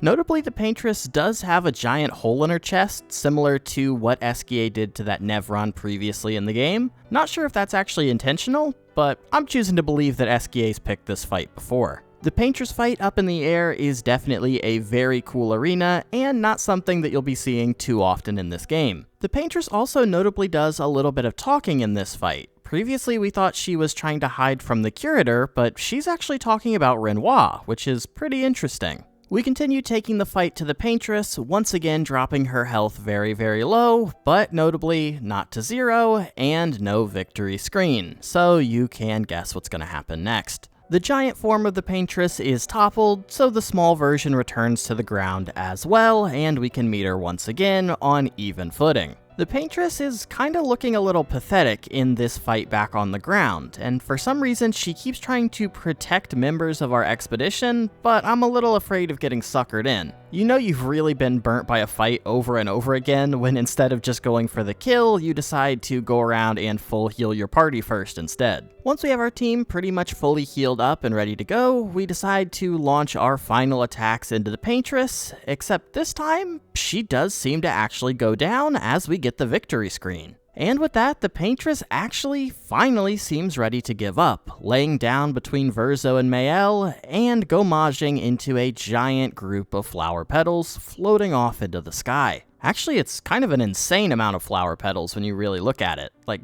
way more than one human body could possibly have inside of it, right? It seems like the Paintress's creations might be gomaging as well, as we see the 33 painted up on the obelisk disappear as well, signifying that the Paintress's curse seems to have finally been broken. Expedition 33 has finally been the expedition to conquer the monolith and destroy the Paintress, so it's time to put the official Expedition 33 flag on top and bask in our success for just one moment. Honestly, it's kinda cool. We don't have to be rushing all the time anymore. We're no longer on this 1-year timer. In fact, we actually got it done pretty quickly if you consider how many in-game days this would have taken. But I guess we may as well head on back to Lumiere now, as we earn the achievement Paintress for defeating the Paintress. Luckily for us, Esquia's ability to fly doesn't just apply to combat situations where we need him. We can actually fly all the way back to Lumiere pretty quickly now. But it seems like CL is the only one smiling. You would think there would be huge celebrations to be had, but everybody else is looking a little bit mopey after taking down the Paintress. Back in Lumiere, though, things are obviously a party. We are all definitely celebrities at this point, and I mean, these people don't even know what Esquia or Minoko really are. They were just urban legends up to this point, and now the same day that the Paintress has died, they have appeared right on our doorstep. Who can forget the epic moment of your journey's conclusion, where we see our whole party interacting with characters that don't have names and will never have names. Does feel good to see all the kids interacting with Esquia and Minoko, though. Verzo doesn't seem to feel like celebrating with everyone else, though. Maybe it's because he's just found out he's lost his immortality, or maybe it's because he finally has time to sit down and read that letter he got from Alicia.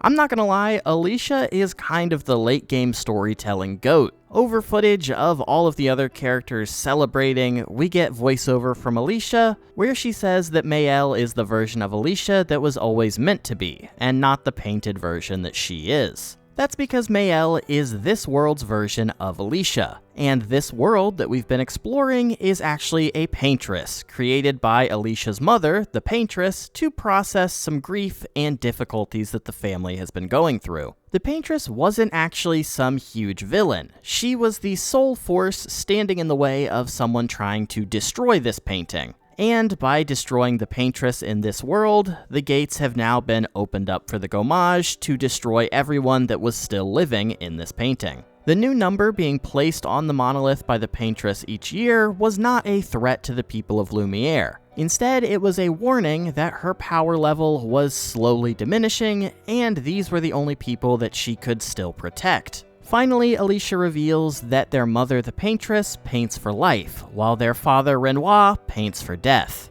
Conveniently, Verzo finishes reading this letter just as the monolith explodes, with a giant wave of energy surging towards Lumiere, casting the world into darkness once again. Without the Paintress's protection, all of the people of Lumiere have begun to gomage, including the members of our party that we've been fighting with this entire time. Eventually, Mael is left all alone, standing on the docks before she finally gomages as well. This is another insanely shocking scene to be playing through during the game. I had absolutely no idea where we were possibly going to go from the story at this point. I mean, clearly this can't be the end, but like, what is happening? All will make sense soon though, as it's finally time to take a glimpse into the past to Monolith Year 49, something I definitely understand and was super looking forward to, for sure. The first thing we see is Verzo standing alone inside of the manor that is currently on fire. We then quickly awake as Mael, or should I say Alicia. We're now back into the real world where Mael never exists, and Alicia has these severe burns on her face.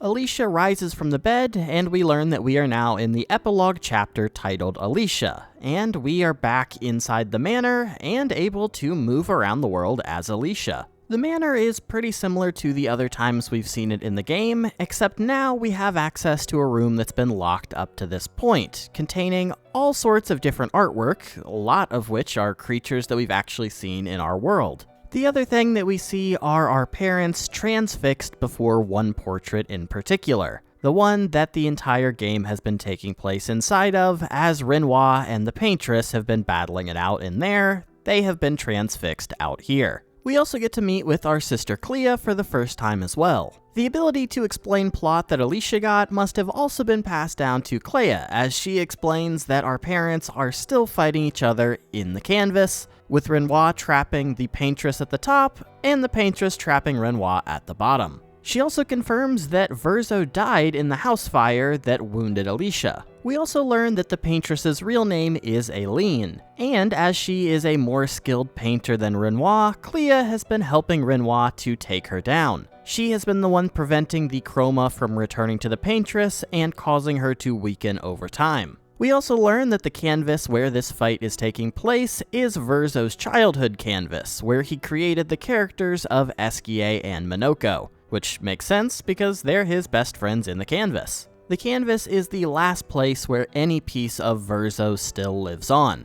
so Clea convinces Alicia to step into the painting as well. May as well join the rest of the family, right? Except when Alicia attempts to enter the canvas, she gets abducted by Aileen's chroma. That means the original form of Alicia is being painted over and transformed into the new version of Mael that is just being born. Now we see the process of Mael entering into this world. She's born to a pair of parents that never wanted children because they were pretty close to the gamage already. Despite the little amount of time that they're gonna have together in the grand scheme though, they welcome her, obviously. And they celebrate the struggles that she's going to face, but they celebrate the happy life that she will hopefully live. And all of this is being cut over footage of her from the rest of the game. It's just a really nice scene. It's not very often that you see Act 3 come after the epilogue, but it's time to begin Act 3 Mael. We arrive back in the shadowy version of Lumiere, where everyone just got gommaged. Except Mael is walking around with a pretty cool new haircut. It's actually kind of fortunate. With everybody else in the city dead, Mael doesn't seem to have too much trouble finding Verzo, the only other person that survived the gommage. The estranged siblings are united once again, and now they actually both know that they really are siblings, as Mael has gained the knowledge that Alicia had prior to stepping inside the painting. The weirdness kind of comes in when you realize that Alicia and Mael are essentially the same person, but this Verzo is not really Verzo. Verzo's dead, and this is just a representation of him that existed within the painting. Not the real guy exactly like Alicia is. I don't think the fire in the manor is ever super explained, but we get a little bit of soft confirmation that it was somehow caused by Alicia, who was being manipulated by the Writers Guild, and that fire eventually spread, killing Verzo and injuring Alicia, which is what set this whole thing off. This canvas that Aileen has trapped herself in is what she's been using to distract herself from the grief of Verzo dying, pretending in this world that Alicia was the only one that died, which is showing some pretty strong favoritism, but I digress. You know, Verzo's really only a couple of years old, so you can't blame him from going through all of this angst, wishing that he was never born or whatever. Mael can still feel that her father is in this world and believes that he will help herself and Verzo rebuild Lumiere to what it used to be. Mael believes he'll be a little bit more kind and giving than the Renoir that was created in the canvas by Aileen. Other than, the whole world ending, the biggest change to the world after taking down the Paintress is that our damage is no longer capped. Previously, we've only been able to do a maximum of 9,999 damage, but now in the post-game, the brakes are completely off, and we can do as much damage as we can possibly stack up. Maybe a relevant side note, enemies are also going to get a lot stronger, so stacking our damage is going to get a lot more important. Furthering our quest around Lumiere, we run back into the Curator, who reveals that this whole time he has actually been the original Renoir. The real Renoir who has come into this world, which makes sense since the Paintress is Aileen. Mael was right about one thing though, this Renoir does seem a lot more friendly than the one we were fighting previously. After our initial greetings though, things get a little bit more hostile. Obviously, Renoir wanted Aileen out of the canvas, and that is so that she can properly process her grief in the real world. Mael has accomplished that, but now he also wants to team up with Mael to fully erase the canvas so Aileen can never come back inside of it. But Mael doesn't really see it that way. She wants to bring all of the people that were killed in this canvas back without the threat of the Paintress. But even though the Verzo in this canvas isn't the real Verzo, this is the only form of Verzo that exists anywhere left on Earth, so if this canvas is erased, Verzo is officially completely gone. Renoir, pretty understandably honestly, doesn't want this canvas to exist anymore, so he begins to use his full power to start to gommage the entire world itself, including this canvas's Verzo. We still have a little bit of recourse left though, as Mael now knows she is a Paintress with Paintress powers, and she can help fight off Renoir a little bit longer. At least until Esquier and Monoko can arrive and rescue us. On our way out for good measure, Mael decides to grab up a little bit more of the chroma in Lumiere to take with her for the trip, as we earn the achievement back to Lumiere for re-entering the canvas.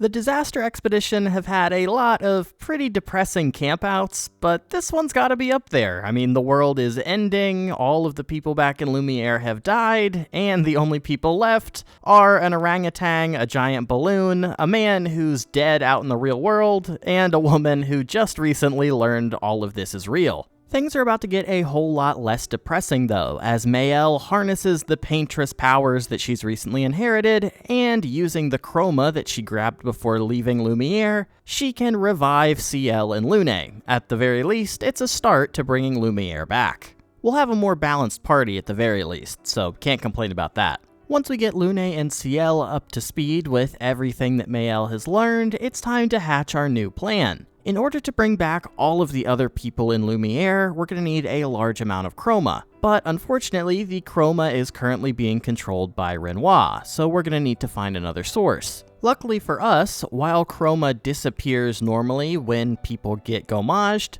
the expeditioners that were killed out on the mainland by all of the different Nevrons or Renoir himself will still have their chroma present. It'll be old and not as powerful, but there are a lot of dead expeditioners that we can go track down and absorb. I was definitely wondering how time in the camp was gonna be now that Mael is definitely the main character, but we just go right back to being Verzo in the camp. Which does make a lot of sense because we've been progressing his friendship levels this whole time. Just a little weird to have the whole quote-unquote final portion of the game be all about Mael, and now we're back to playing as Verzo. But we can walk around the camp and talk to all of the members of the expedition and get their opinions on what's happening. In the case of Ciel, she is extremely excited about the prospect of seeing her husband and child once again, which is very exciting for her. On the next day, we get another absolute treat of a montage with the whole crew traveling around all of the areas that we've explored previously, visiting other fallen expeditioners, and collecting their chroma. Once we finish traveling around collecting chroma, we feel prepared to go take Renoir on in Lumiere and expel him from the canvas. But that isn't our immediate goal. We can actually now travel around pretty much the entire open world and finish up anything we have left. And of course, I'm gonna go ahead and do that before we do the very ending of the game. Fortunately, traveling around has never been easier, as we now have enough gym badges unlocked for Eskia to use fly outside of combat. Honestly, as soon as we met Eskia, we should have put a major priority on getting access to Sori, because flying around is so much quicker than swimming around. The world is actually a lot smaller than it feels when you're traveling by foot, so now we can very easily go from place to place. It also gives us the opportunity to check out a lot of the art from this game from multiple angles now, which is also pretty amazing. It turns out that flight isn't actually the final power that Eskia can unlock though. Since we're now in the real end game of the game, we can start maxing out all of our social links. In order to reach friendship level 7 with each character, they are all going to give us our own little side quest that we need to complete for them. In the case of Eskia, he needs us to return to Francois' cave, talking to him one more time to get the final rock, giving him the ability to swim underwater. Eskia's decided the best way for us to get the rock is to make a deal to trade with Francois for a rock that he's carved for him to look like himself and Clair. But of course, you might remember that Francois is not the most reasonable guy. We make the offer for the trade, and he just wants to fight. So it's time for a 1v1 between Verzo and Francois. Luckily, Verzo is more than equipped for this fight, and manages to take Francois all the way from full to 0 with one attack. That's the power of no longer having your damage capped at a certain level. So Francois gives the rock over, and we can be on our way. Once we return back to camp, we can give Eskia the rock, finally giving him his final power to swim underwater, and we earn the achievement Plane, Train, and Submarine in exchange. And now that we've completed that side quest, we can max out Eskia's friendship, earning us the achievement Eskia for reaching friendship level 7 with Eskia. Our next focus is on maxing out friendship with Ciel. Ciel has a much more serious story. After her husband and child were killed, she attempted to walk out into the water of Lumiere and drown herself. But she suddenly woke up back on the coast like nothing ever happened. And we get an explanation for why Eskia recognized her earlier in the game. Eskia was a creature created by Verzo to help people out when they're troubled by dark thoughts. So Eskia came and rescued Ciel long before they had even met. This revelation also raises us to max friendship, earning us the achievement Ciel. Next up is Lune, who has another pretty sad quest that she wants to complete. Her parents were a part of Expedition 46. Verzo never traveled with them, but he does know where they ended up. Lune spent a long time wondering what actually happened to them, so she wants to finally get a little bit of peace, and even though it's very unlikely that they made it, she just wants to know where they are. The final resting place of Expedition 46 is back on the Siren Axon's island, but obviously we have to take a shot at a new big boss that's moved in, a giant snake-like creature. I decided to take a crack at using the brand new level 3 gradient attack that you unlock for maxing out a friendship with someone. And this does quite a bit of damage, and we earn the achievement Chroma Proficiency for using it. We knew coming to this island that this quest wasn't going to have a happy ending, but we find the final resting place of Lune's parents, where a journal has been left by another expeditioner,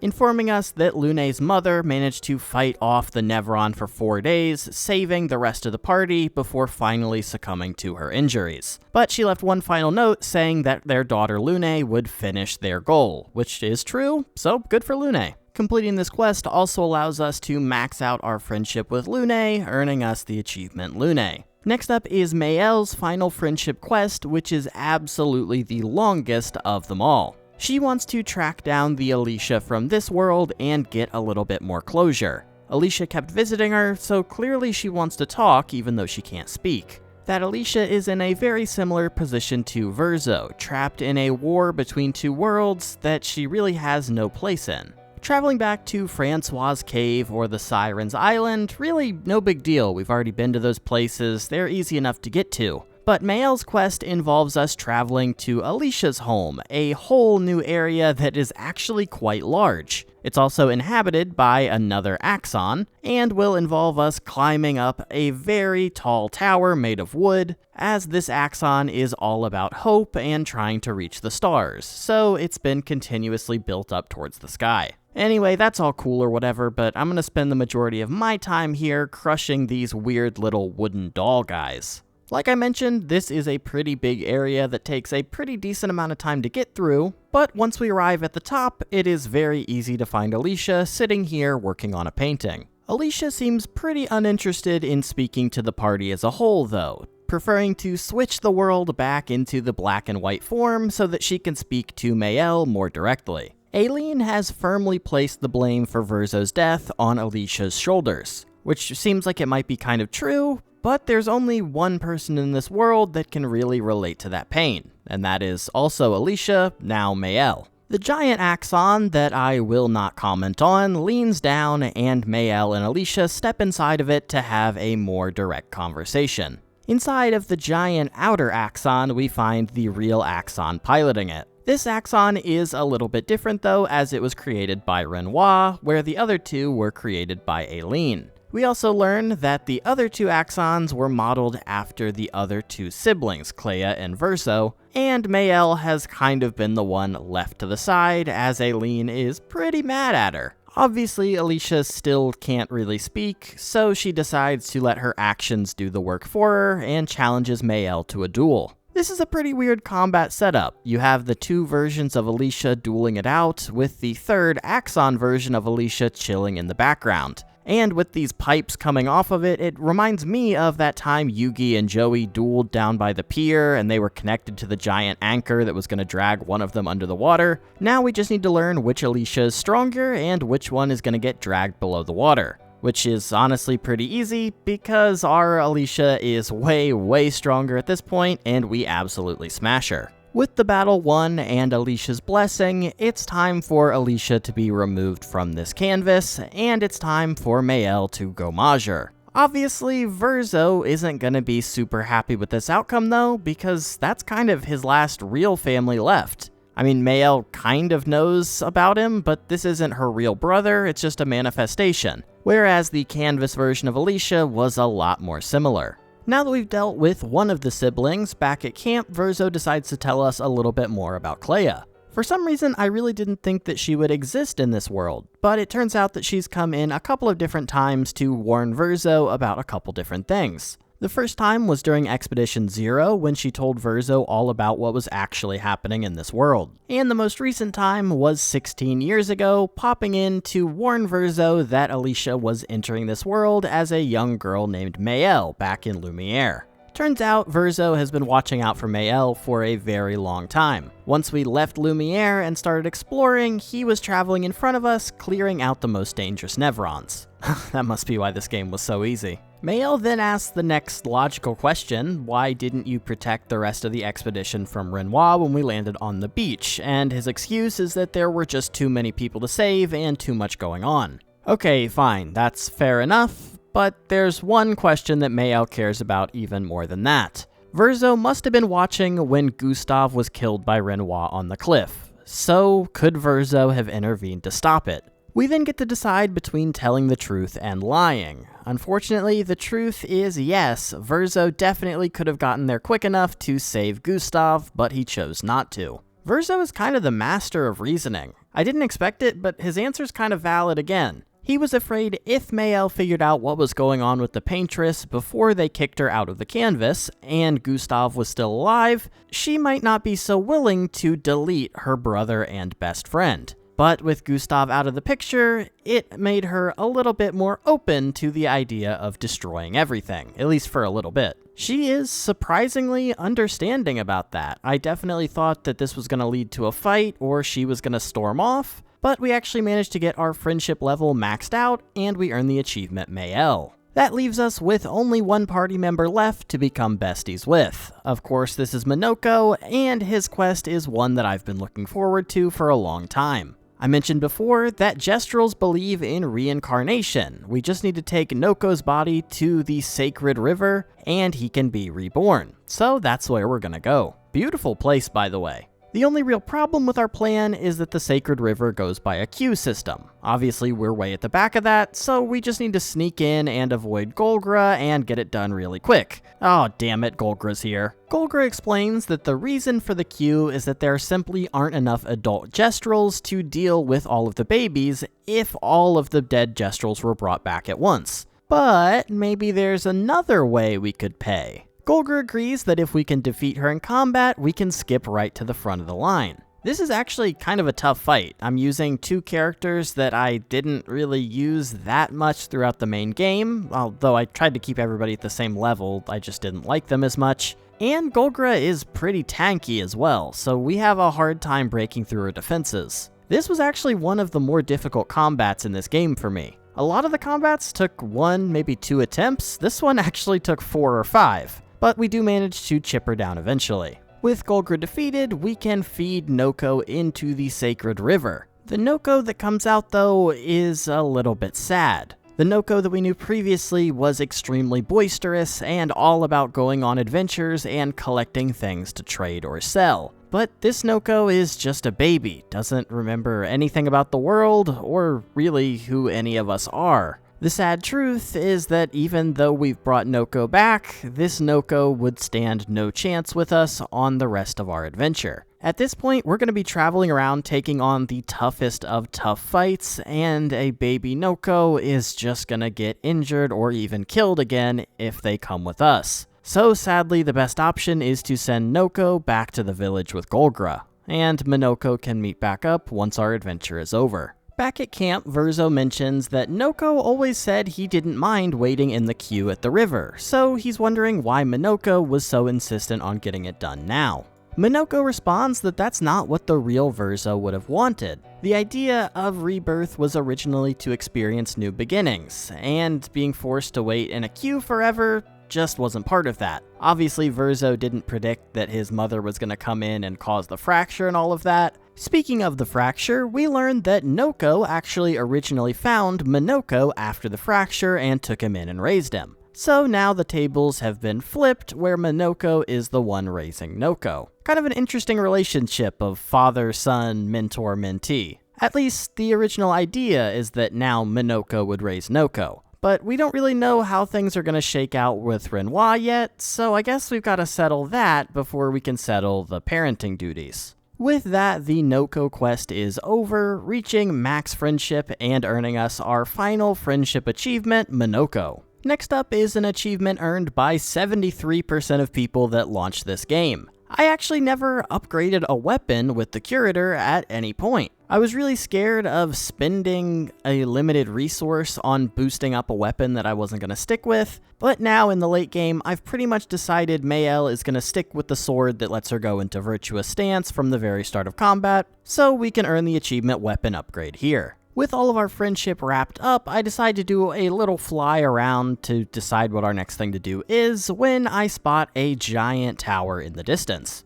Turns out this place is actually called the Endless Tower, but we'll see about that. The tower houses a fading woman's spirit, the spirit of Clair, at least the chunk of her spirit that still remains in here. She is firmly sided with Renoir on kicking the paintress out of the portrait and then erasing everything that exists in here. It turns out that the Endless Tower is a feat of strength developed by Verzo and Clair. It's made up of 11 different rounds of 3 fights, with 2 kind of weaker fights and then 1 big boss fight with a series of Nevrons. Obviously, these fights get harder and harder as you climb up the tower, but luckily you don't need to do them all in one run like it's an Elite Four or something. The first couple fights are feeling very good. I mean, they're kind of just regular chumps, but we are absolutely destroying them like it's no big deal. And then we start to hit some of the boss fights that take us out like it's no big deal. Getting destroyed on the Endless Tower is a huge wake-up call for me. This game is about to get a lot more difficult. There are definitely a lot of things that I could do without changing a lot around with my characters, but I'm gonna need to start improving our actual abilities and equipment pretty soon. That being said, I kept seeing people online talk about how Mayel is the absolute GOAT in this game. able to do unbelievable damage in her virtuous stance if you build her right. And it turns out building her right is basically just taking every single perk that allows us to hit harder and go faster or more times. It doesn't matter if I'm taking a perk that will drop me to 1 HP, if I can kill every single enemy in a fight on my very first turn. I basically ignored most pictos throughout the main story of this game because they just didn't seem super necessary. Whenever I found a new one, I would put it on a character to get it built up a little bit and unlocked to be used on all of my other characters, but the post-game is really where our picto layout starts to be super important. Every fight is definitely winnable without pictos if you just dodge better, but the dopamine hit you get from one-shotting stuff is unmatched.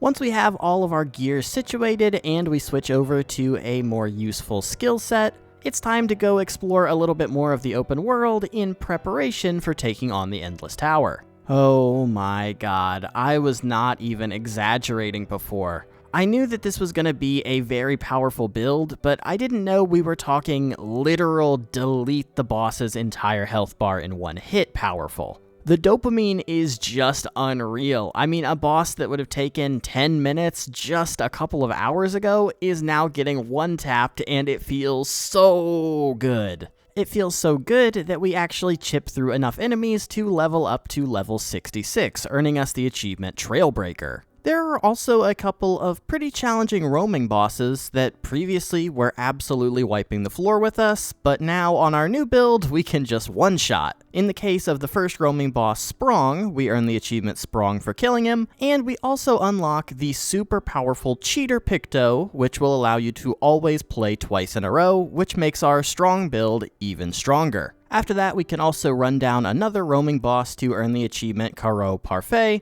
by taking down the Chromatic Patank. No broken pictos from this one, but I mean, come on, hard to beat playing twice in a row. Okay, time for some rapid fire completion. Having access to the entire open world allows us to find the final Lost Gestrel, which earns us the achievement Lost Gestrels. After that, we track down all of the remaining friendly Nevrons and complete their quests to earn the achievement Aiding the Enemy. Next, we take a visit to the final Gestrel minigame island, which has another kind of insane setup where there are a bunch of fireballs flying down a wall, and we need to slowly climb our way up to the top. Once we reach the top, we earn the achievement Gestrel Games for completing all of the Gestrel Beach minigames. I would say that this was probably the easiest of all of the games, so kinda nice that they saved the easiest for last. Our next area to finish up is the Painting Workshop, where we find a young vessel of Verzo's soul that is being tortured by something Clair created in his canvas. The way young Verzo describes it, it sounds like some giant beast that was created by Clair that has been locked away but is still haunting him that we need to go find and kill.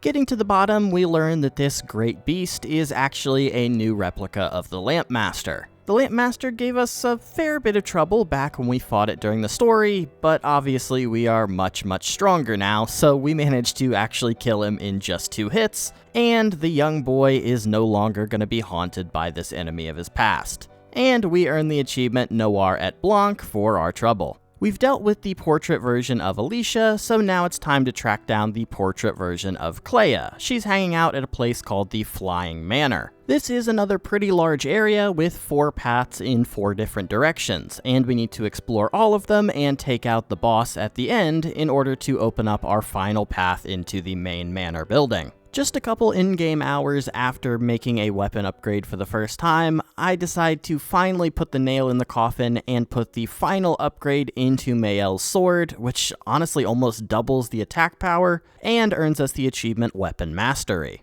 The enemies aren't entirely the same though. There are a couple of new enemy boss fights that we do get to play, but obviously we are extremely powerful and they don't really stand a chance against us. This area is more than just its enemies though. One path involves us taking an elevator down and leads to one of the most beautiful areas in this entire game, IMO. All of these different colors lighting up the walls, they just look so good in this giant underground cave. Once we've completed all of the side paths, we can head forward through to the final area where we find Clair working on another one of her Nevrons. This version of Clair isn't talking though. Verzo can immediately tell that something is off with her compared to the Clair that he's met previously. Mael's guess is that Clair found this version of herself that her mother created, and she hated it, so she painted over her to create this version that now hangs out in the Flying Manor, creating all sorts of giant Nevrons. Verzo asks Mael if there's any way that she could use her paintress powers to change her back to the original Clair, but the only one powerful enough to repaint over someone else's creation is Clair, so that's not happening.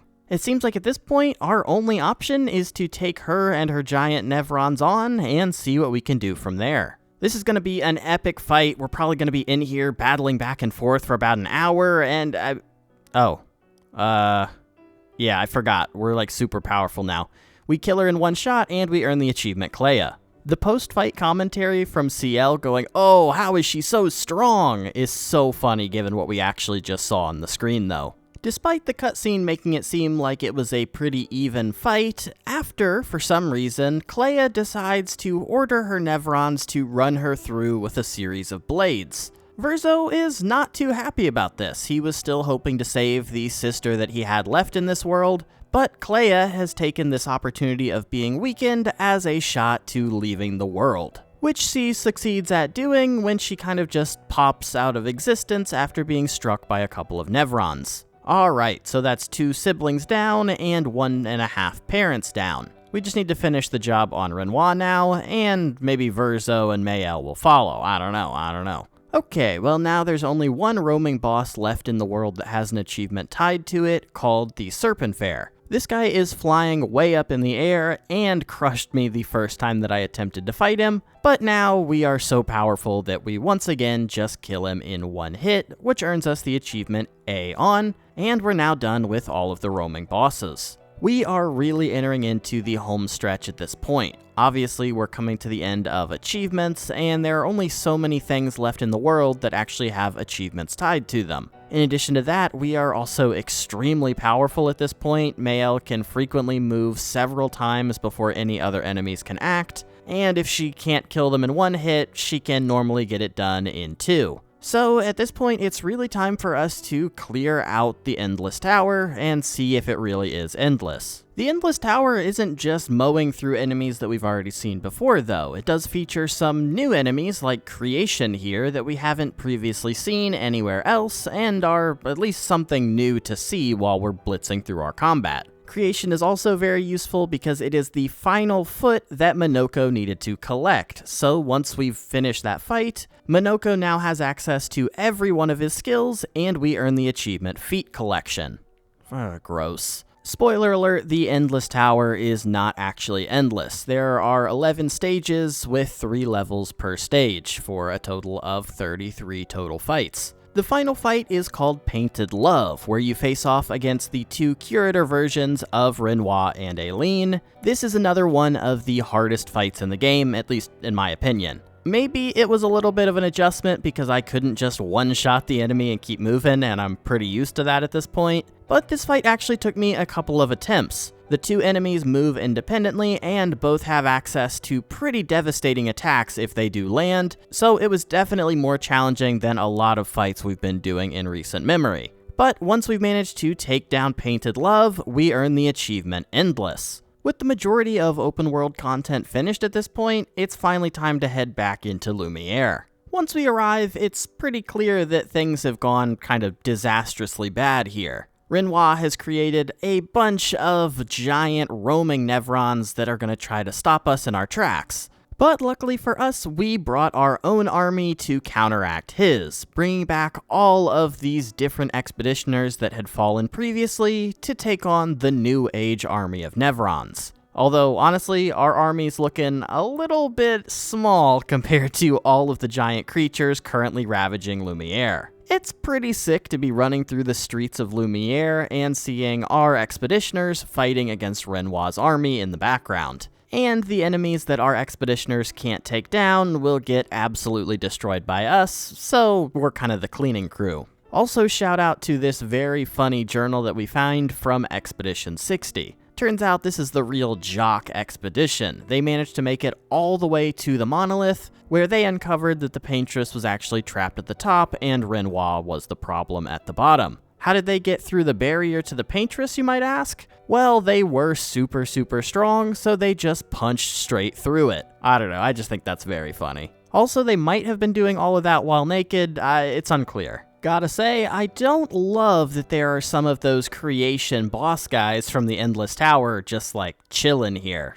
Doesn't seem great for our prospects. Eventually, we make it all the way back to the end of Lumiere and come face to face with Renoir again. Before our big final battle, Renoir is going to try to convince us to just give up one more time. Obviously, he still wants to erase the canvas, but he does understand that Mayel's mind has been fully won over by the people that she thinks are real here. But Renoir is still firm on his stance that the only way for the family to move forward is to actually process their grief, destroy this canvas and the last little piece of Verzo, and just move on with their lives. Ciel and Lune also decide to get in Renoir's face and try to plead their case with him as well. But you know, in this guy's head, he's just thinking, you aren't even real, bro. You're made of paper.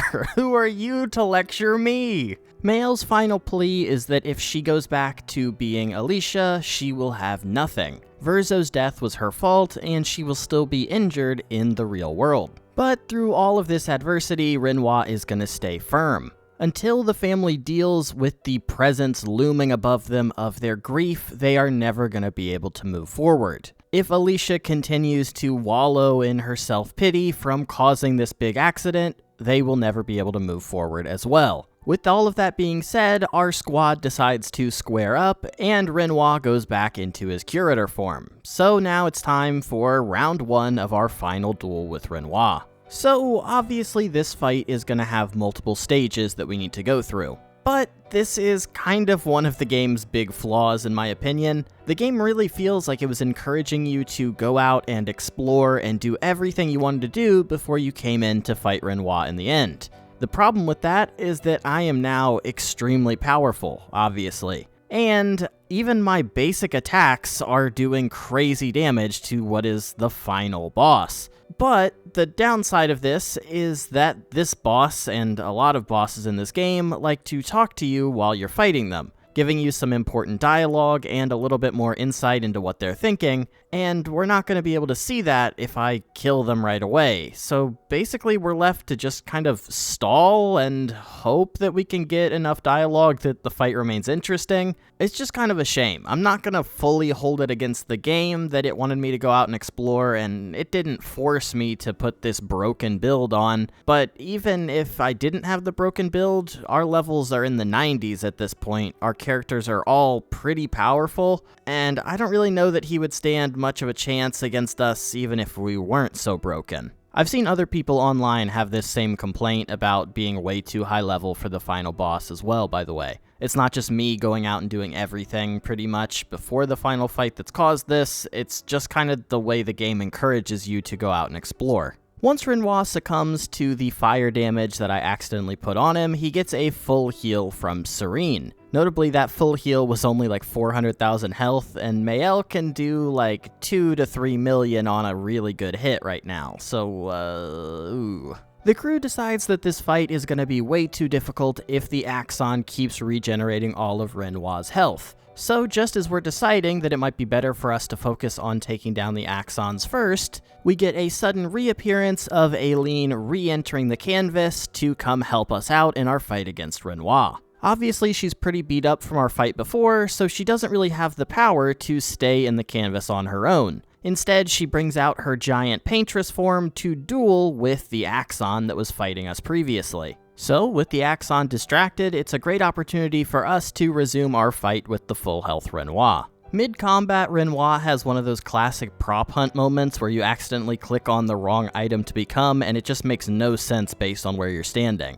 Anyway, he goes inside of a family portrait for a little bit and it powers him up, but he's still really no match for us. We do kind of insane damage. Once we get Renoir back down to low health, he attempts to fly away and regroup. But Mayel has gained super jump space gem powers, so she jumps up and stabs him straight out of the air, ending the fight, and it seems like Renoir is actually down this time. Renoir gets a little bit sappy with his giant wife, talking about how she saved him when he lost himself in a canvas.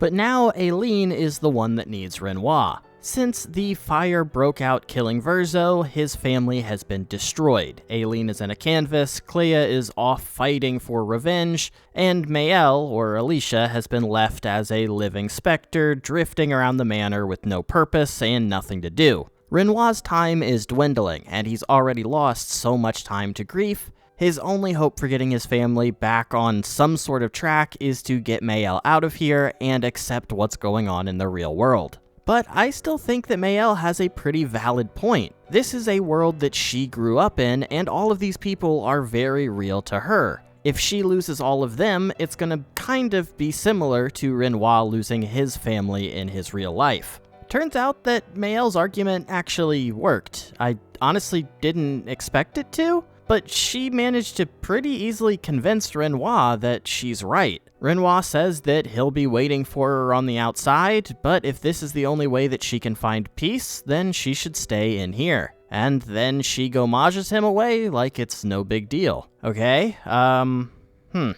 what now? While everyone else is distracted with what's going on with Renoir and Mael, Verzo takes this opportunity to step into a portal that Renoir created, disappearing inside of it as we earn the achievement The End for reaching the end of the game.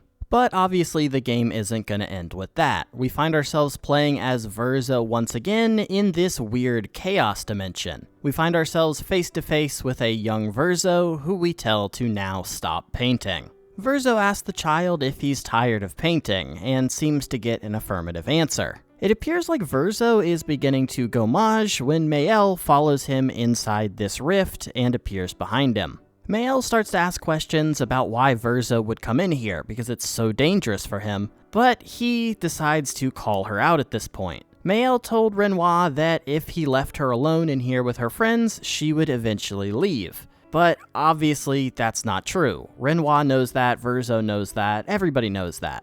Verzo seems to have completely turned around on the idea of preserving the canvas. He wants Mael to leave.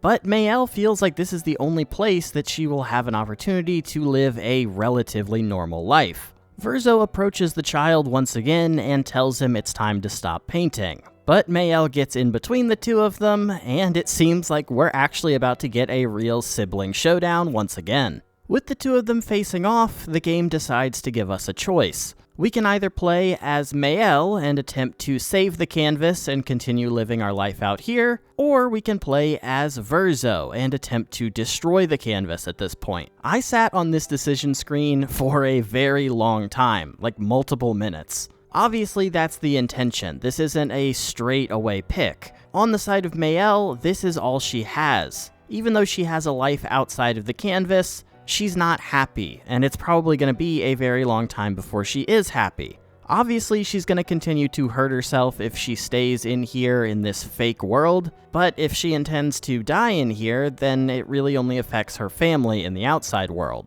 But then on the side of Verzo, it's his canvas, and he doesn't even want to be here anymore. It's kind of an interesting situation, but if the person that you're grieving wants you to move on, maybe it's time for you to move on. In the end, I decide to fight as Mael because I think that that's the way that I want this story to go. And honestly, if I would have picked Verzo, there's also the consideration that I don't know if I could kill Mael with him. But obviously Mael, even with her lowest power base attack, can very easily one-shot Verzo. So we've chosen our ending, and we also earn the achievement Connoisseur for finding all 33 music records. So with that one click of a button, our endgame decision has been made. Verzo begs Mael to please stop the boy from painting, but Mael just won't see that reasoning. Verzo falls to the ground and begins begging Mael to please unpaint him and remove him from the canvas. He doesn't want to live this life. It took this whole 67-year journey for him to realize it, but he doesn't want to live in this canvas anymore. But Mael wants to make up for lost time. Her brother's gone, and this is her only chance to stay with him.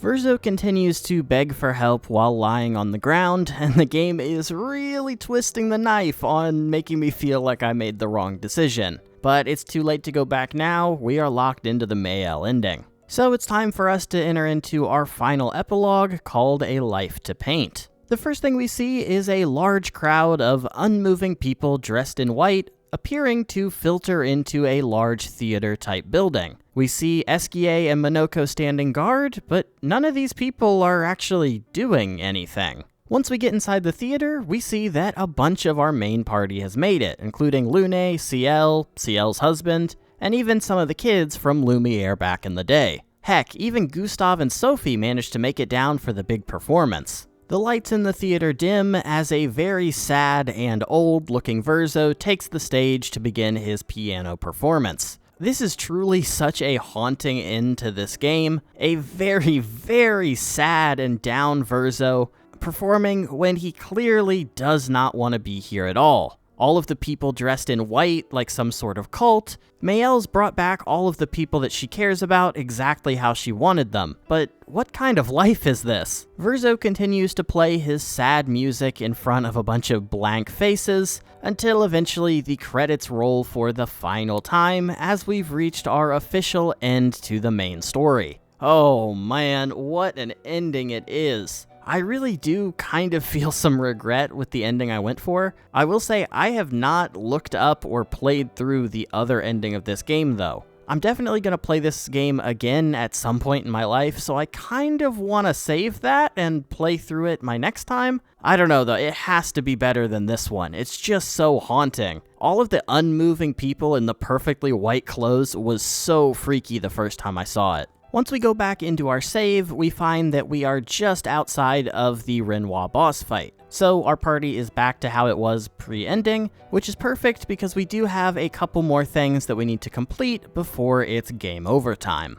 At this point, we've done pretty much everything in the game, but there's one area we haven't touched yet. That area would be Renoir's drafts. This is by far the hardest area of the game, so I wanted to save it for the very end. Which is probably good because we're going to be even stronger by the time we finish this up, and we would have finished the final fight even quicker, if that's possible. Honestly, this place isn't too dissimilar from Lumiere as an endgame area though. I mean, Creation is just walking around here casually as well. When we reach the end of the drafts, we find this weird glowing tunnel area where our whole party advises us that a strong enemy is ahead and maybe we should turn back. We obviously ignore their pleas, so as punishment, we drop down into the pitch black, glowing sword dimension. The sword dimension leads us to a very large man with a very large sword. Based on that, we can assume that this guy is pretty powerful, and he was actually the one to take down that Axon in Old Lumiere.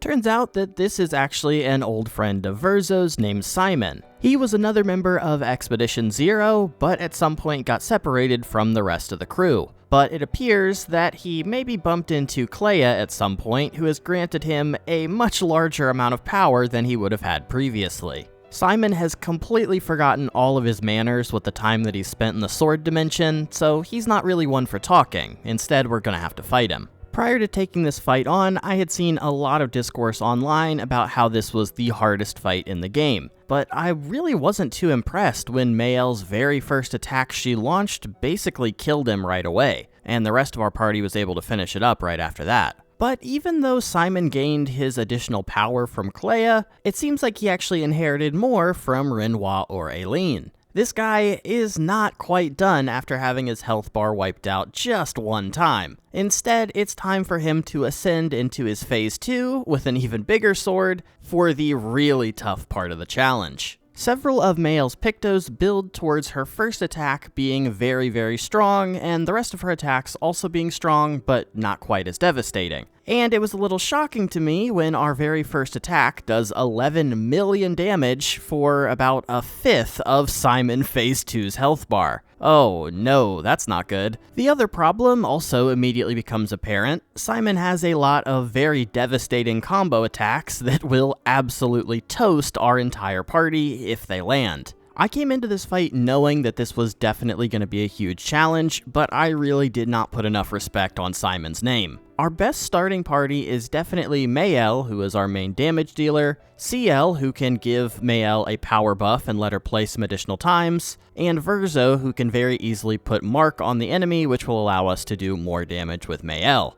But that does leave our backup party as Lune and Minoko, so if our main party gets wiped and they come out, they really don't have much of a chance because all of our big damage is in our first team. After getting fully squad wiped about 10 times, I decided it was finally time to go back to the drawing board and really focus on powering all of our characters up. This is going to be our final big fight of the playthrough, so there's really no reason to be very conservative about spending all of our resources at this point. It also helps that I have basically every Picto fully unlocked at this point, so I can just add points to my characters and fully flesh out the best build possible. This includes getting our stats up as high as we possibly can, letting our characters come back from death as many times as possible, and putting on shields to hopefully eat some of the bigger damage attacks that Simon will hit us with. This was, without a doubt, the most dangerous fight in the game for me. I ended up dying upwards of 20 times for sure. A lot of his abilities are really difficult to dodge, and he also has the ability to remove allies from our fight, which if he takes Mael, our game plan is kind of dead.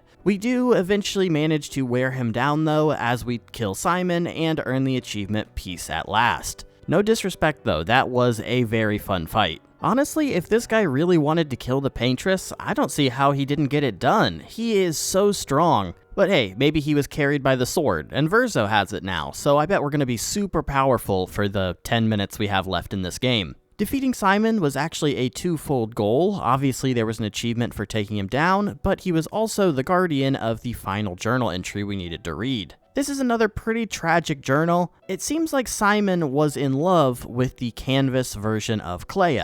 He wanted to protect her and preserve her future, but then he was seduced by the real-life version of Clea who came inside the painting. She promised him ultimate power to get into the monolith and fell the Paintress for the portrait version of Clea's life, but he realized too late that she was just trying to use him to take down the Paintress. Pretty sadly, he has been trapped down here in the abyss all by himself for, I guess, about 67 years. I guess he says his mind was breaking, maybe he doesn't even know what's going on. But with that final journal collected, we earn the achievement Follow the Trail, and now we only have one achievement remaining. Our final achievement is just to reach level 99 with one of our characters. I've been putting this off because we didn't really need to do it to complete any of the other boss fights, although Simon was maybe close. We ended the game around level 93 on Mael, and obviously she's the one that we want to get to level 99. It turns out that the easiest way to power level a single character in this game is to fight one gestural merchant over and over again, conveniently also in Renoir's drafts. This fight has us facing off against 3 pretty strong enemies, but obviously Mael is so powerful at this point that she can attack all of them before they even get a chance to move,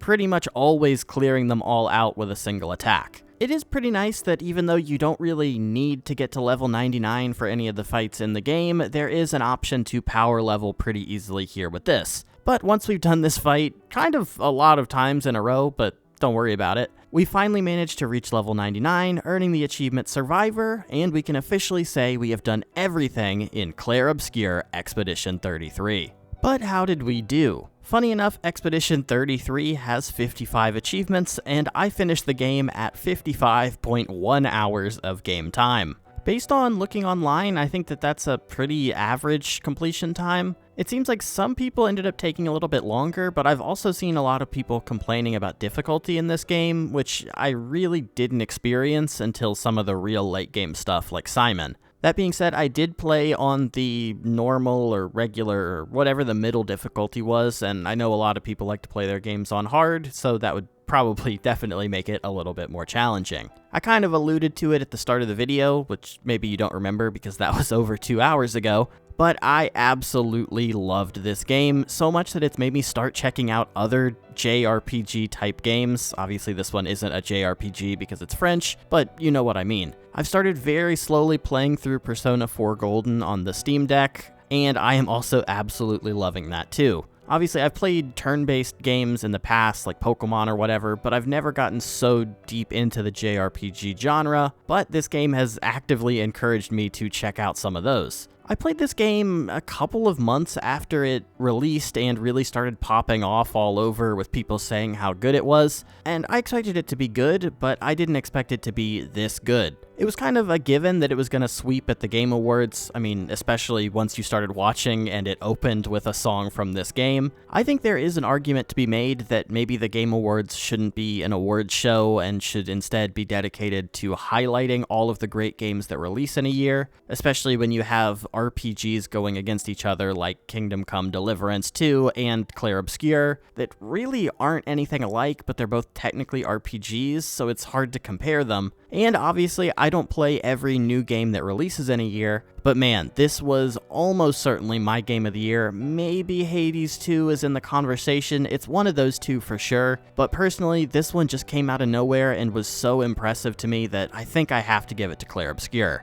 The art direction and the music were obviously both amazing, but even the story twisting and turning was a really welcome surprise. I definitely didn't expect the big wipeout as the expedition started. I didn't expect them to kill Gustav at all. And I had kind of figured out pieces of the overall plot by the end, but the reveal that all of this was happening inside of a painting and the rest of the family was actually on the outside was a relatively large surprise. Anyway, I would highly recommend this game, and if you've played it or checked it out or anything, please feel free to leave your comments about it down in the comment section below. Speaking of, if you've made it all the way to the end of this video, thank you so much. It has been a couple of months since I released a video, actually. 2026 has been a pretty crazy year, and even before that, I was super busy with work and personal stuff. So if you've come back after that huge break and are checking this video out, thanks so much, and I hope you enjoyed it as well. Thanks so much for watching, and as always, I hope to see you in the next one. See you!